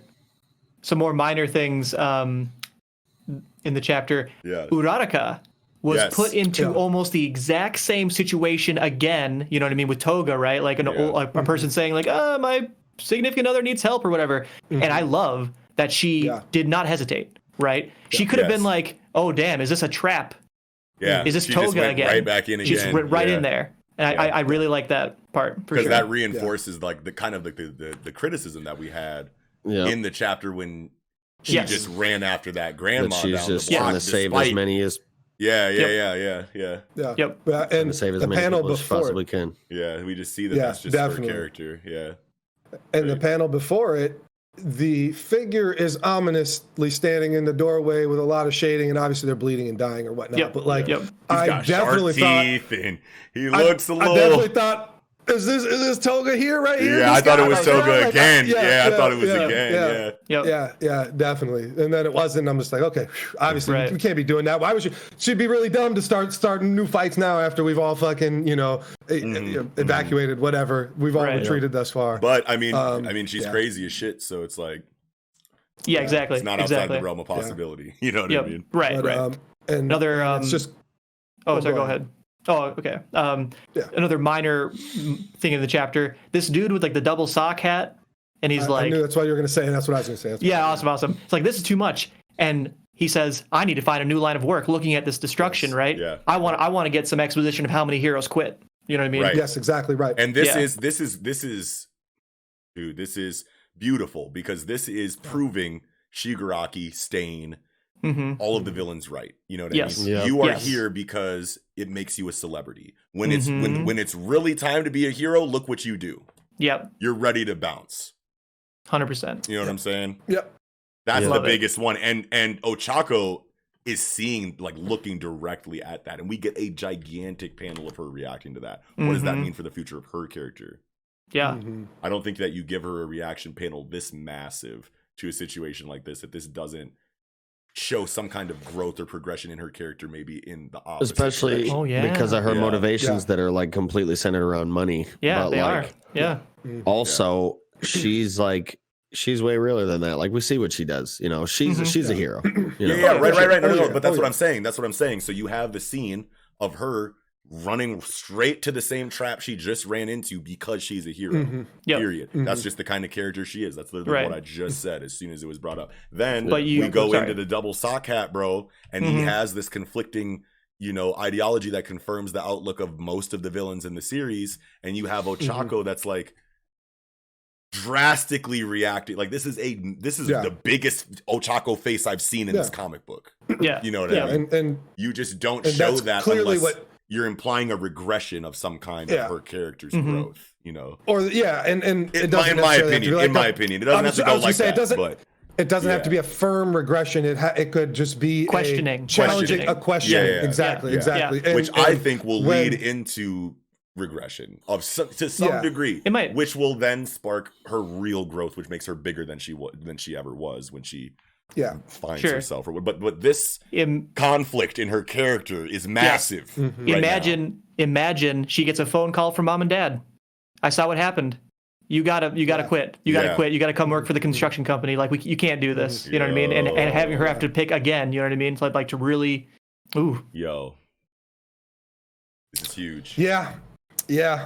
It's very just interesting which way Horikoshi is going to go with like this society, because now you have a blank slate almost to do a lot with, and this is really make it or break it time. Like, if we just go to Tartarus and we don't, I'll be so mad if we don't explore the actual ramification. I mean, I know we will, but like just on a deeper level than these are what the citizens feel like. And I get that how the citizens feel matter, and it does paint a picture that's needed, but that doesn't mean I don't need the solutions, people making solutions in the background, people being just despair hitting the people that run the country, you know? And how, because okay, assuming it's like America in a capitalist country, you know, senators are businessmen mostly, right? Like, they're only in a place of office to basically further their own agendas. And so when you have a capitalist society with, you know, money being able to buy its way into politics and things like this, obviously it goes hand in hand. And so with Jujutsu Kaisen, like you saw with Mei leaving and being like, hey, stocks are plummeting, sell. We have to have stuff like that in Hero right now. We have to. We fucking have to. Yeah. Right. Especially coming out of a similarly dire Exactly. It's the same arc, thing. Yes. You know very, what I very mean? similar. It's very similar arcs as far as like landscape destruction at the very least. You know what I mean? Right. But societal impact, we should definitely see. If we're gonna see it in Jujutsu Kaisen, we should definitely see it in My Hero Academia. Dude, these are two very similar words, but like I feel like this chapter, like I said before, was the aftermath, and now what we need is the repercussions, right? Like what happens after the buildings get put back together, after the people are safely in the hospital, after all this stuff, right? Yeah. Yeah, definitely. And I'm looking at this dead heroes page again. And like I know that this is obviously a superhero story, and a lot of these characters are you know, inspired by Western comic book heroes. But I'm looking at it, and it's like I wonder how many of these characters are modeled after like professional wrestlers too. Even like maybe Kohei is like a professional wrestling buff, because like I feel like I see the Undertaker down here, and this dude with this top hat and this long hair, second from the right in the bottom. You know what I mean? Yeah. It's like I feel like I see hella you know, wrestlers. You know what I mean? And that makes me think about how similar. You know, professional wrestlers and like superhero aesthetic really is, you know? Yeah, it is. Yeah, like that's because I feel like I'm looking at Jesse Ventura right now inside of Crust, you know what I mean? And it's like exactly, That's crazy. I wonder if Kohei is a wrestling fan, but just whether you got on Wolverine Speedo or you got a Macho Man Randy Savage Speedo on, you're still running around with the Speedo. Yeah. It's very similar. You got Speedo and boots on, right? Like it's yeah. like that's the aesthetic right there. And it's crazy because like wrestling is like fake pro wrestling. I know it's like 70, 80 years. It's like similar time. Like they like comic books in America and American pro wrestling may have very similar origins and did actually kind of hand in hand grow together. Yeah, I know that comic books was for sure like the start of the real golden age was like 38. You know what I mean? I don't know what the origin of wrestling feels like wrestling. Right. I'm not the wrestling guy. I feel like it might be like 50s. You know what I'm saying? And if it's after Western comic books, you know, then. Yeah, we can see the characterization that what wrestling is clearly what the characters exactly. themes you got, and shit. You got heroes, you got heels, you know, you got heroes and heels. Face and heels, yeah. And before people come at us in the chat, obviously, again, we're talking about professional wrestling, fake theatrical professional wrestling, not the ancient sport of wrestling that's been going on since humans could wrestle or whatever, right? Yeah. So yes, I'm glad that you did throw that out there because sometimes our comment sections be. Yeah, we're not talking about Kurt Angle. We're talking about Kurt Angle, right? I hope Jeremy Thunderstrikes watches this episode because I know he's a huge wrestling buff, and that will take him out the seat for sure. So the last thing I had about this chapter is just that I absolutely loved the ending dialogue from All for One. You know, Shigaraki. It's obviously All for One. Just like, why do they assume tomorrow will come for them? I won't grant them a moment's rest. It's like, so good. That the whole page of dialogue. Bone-chilling quote, some riveting dialogue. Yeah, so riveting. I don't think I've ever seen that asked. Yeah, that's so gangster. Why do they think this is because the fighting right now is over? They get to wake up tomorrow. Right. They think that. Why? You I'm tell me not what apprehended. You think. Yeah, you tell me what you think, Knox, but I feel like that line, like, why do they assume tomorrow will come? That's like Magneto, Apocalypse, the biggest villains would say that line. Yeah, that is dialogue reserved for the biggest villains. You are spot on with that. And even so, I'm having a hard time thinking of any time. Actually, you want to know what? I feel like Thanos might have said some shit like this before. Right. Now that I really think about it. But it's still crazy to see in this comic right now. Oh, it hits. Like this quote is hard, bro. It gave me chills reading it for sure. Yeah. And I can't wait to hear it spoken. Yes. By All for One's voice actor. You always come in with but don't forget. Think about this in the anime. You always come in with that, and it's like Blackbeard Uvo again. You know, Yo, goat shit right there. But so I guess one last final question is Shigaraki really going to zombie walk to fucking Tartarus and burst in there, and then All for One's gonna be like, hey, get my shit back, my quirk back, we're fusing something. I don't know. Like, this is probably so exciting for you right now. because, well, and it's funny because it's like I'm almost going to counterpoint because it's like I've been saying this for a long time. This is the exact scenario I've been saying. I know, dude, that's crazy. But it's funny that I almost am like, this doesn't mean that All for One's gonna win, though, right? Just because, and I still don't think he is. I think it's crazy that Kohei keeps giving us information that implies that, though. Yeah. After I was so confident that we would never see information like this again because Shigaraki was coming into his like fully realized form, I was like, All for One's out of here. When you were making the argument, I was like, shut up, dude. All for One is done. Shigaraki is here. And then after that, now Kohei is like, All for One, All for One, all. And I'm like, what the fuck? You guys were all against me. Yeah. And I'll tell you, and I'll remind you why. It's like I've thought of this. Wasn't that what he was so upset about? Yeah, I mean, I think we did have a little bit more of a heated exchange about that. It was heated. And I'm just saying, well, because when I decided to really lay that on thick was Shigaraki's like hand panels with the hands out in the air, and he's like really feeling himself. Just came out like I'm the master of the universe type shit, and I'm like, I don't feel like Shigaraki to me. this is too much, right? Like, and Shigaraki sure could come out feeling like that, but like. It felt more All for One to you at the time, and that little hinge created a big ass theory that is getting, even though that was Shigaraki speaking speaking at that time, it just was like, he's taken on now, he's ascended, which I don't think can be done just by getting quirks and by getting body modifications to ascend, like, your outlook, really, like, to, I mean, it felt more charismatic to me. It felt like, I don't know, like he was really having like more of just heroes. Heroes are fake out here. Heroes' ideologies are flawed and are flimsy, I guess is the word I'm looking for. Like, you're a hero when it looks good, right? But you ain't a hero when you really, when it comes down to it. And I just, and it's like, that's great for Shigaraki's character because that gives him, the depth that makes you root for him as a villain. Yeah. Where All For One, you don't root for All For One as a villain, right? Yeah, because he's already been the OG. You're just like, fuck you. I want you out of here. You suck. I don't want to see you grow no more.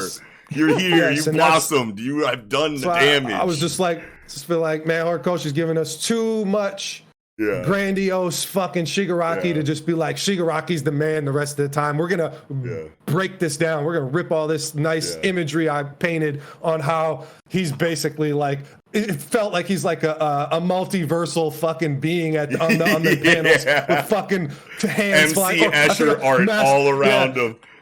Master Hand from fucking Smash Brothers comes out and starts, it's like I still think it's Shigaraki. But it can be. Very much so. I love how Kohei is handling this, right? It's just so funny and awesome to see at the same time. Like because I don't know. I love that I don't know. We don't know. I love that I love that I don't know too. Yeah. I love that I don't know. And I mean, see, I don't know. That might be kind of lame if All For One wins, but I know. That's how I feel. Shigaraki is too nice, but Mahito is too nice. Mahito, don't do that. No. Yo. No. Damn. It's not gonna happen. It's not happening. All For One, go hit him with that. Oh my god. Oh no. Yo, don't do it, Kohei. It's too much. It would be wild. Don't do that. Gege's like, I see what you're doing. Like, if Gege really was like, I see what you're doing, Horikoshi, and I've had this plan for my story for a long time, so I'm gonna get out here and just beat you to the punch and do what you're trying to do first, quick, and be like, no, this is me. I know I wasn't established 5 years ago like you, but I can. I doubt. We're gonna have like, and I mentioned even in the Jujutsu. Obviously, there's similar vibes between what's happening in Jujutsu and what's happening in Hero with who's running the body type. Well, in Jujutsu, it's a little less, but we don't know. I mean, Jujutsu feels like a lot more mystery, obviously, around it, and it's earlier in the story with presumably more to go. But same vibes, mostly same vibes there. Yeah. Oh man. Damn. That one upset Knox. That hurt, bro. I said Mahito is too nice. Come on, man. Tough. That's gonna keep me up tonight for sure. Well, it's again similar. It's like waited till they were at pinnacle, just to say like waited till they were at pinnacle. No more. Eagle, we're Eagle. Are we good? Yeah, we're good. Get us out of here. All right, well, that'll do it for our discussion tonight. You'll obviously notice we're not going into One Piece right now. That is because for the 1000th chapter, we decided to do a special commemorative standalone One Piece coverage episode, which will be premiering a couple hours after this goes live on YouTube. So stay tuned for that. And with those words said, thank you all so much for watching. If you did, be sure to slap that like button if you enjoyed this episode. Smash that subscribe button if you are enjoying the podcast or if you're new to it or whatever. You know what I'm saying? We'll keep the content coming and it's always good. So hit that motherfucker. Hit that comment section down below. Let us know what you thought of this week in Jump. Ask us questions. Let us, answer our questions, correct our stupid asses, whatever you want to do. Also, especially me. Hey, if you got time, hit that description box below where you can find links to our online communities, such as our Twitter, where you can follow us, our Discord community, which is always, very nice, very poppin', very welcoming. Also, you can find audio listening platforms to consume the podcast on and support us through our online store and our Patreon. Yeah. So thank you. And I'm your host, Eagle. Peace out, Gecko. Knox. And Nickums. Sarabada.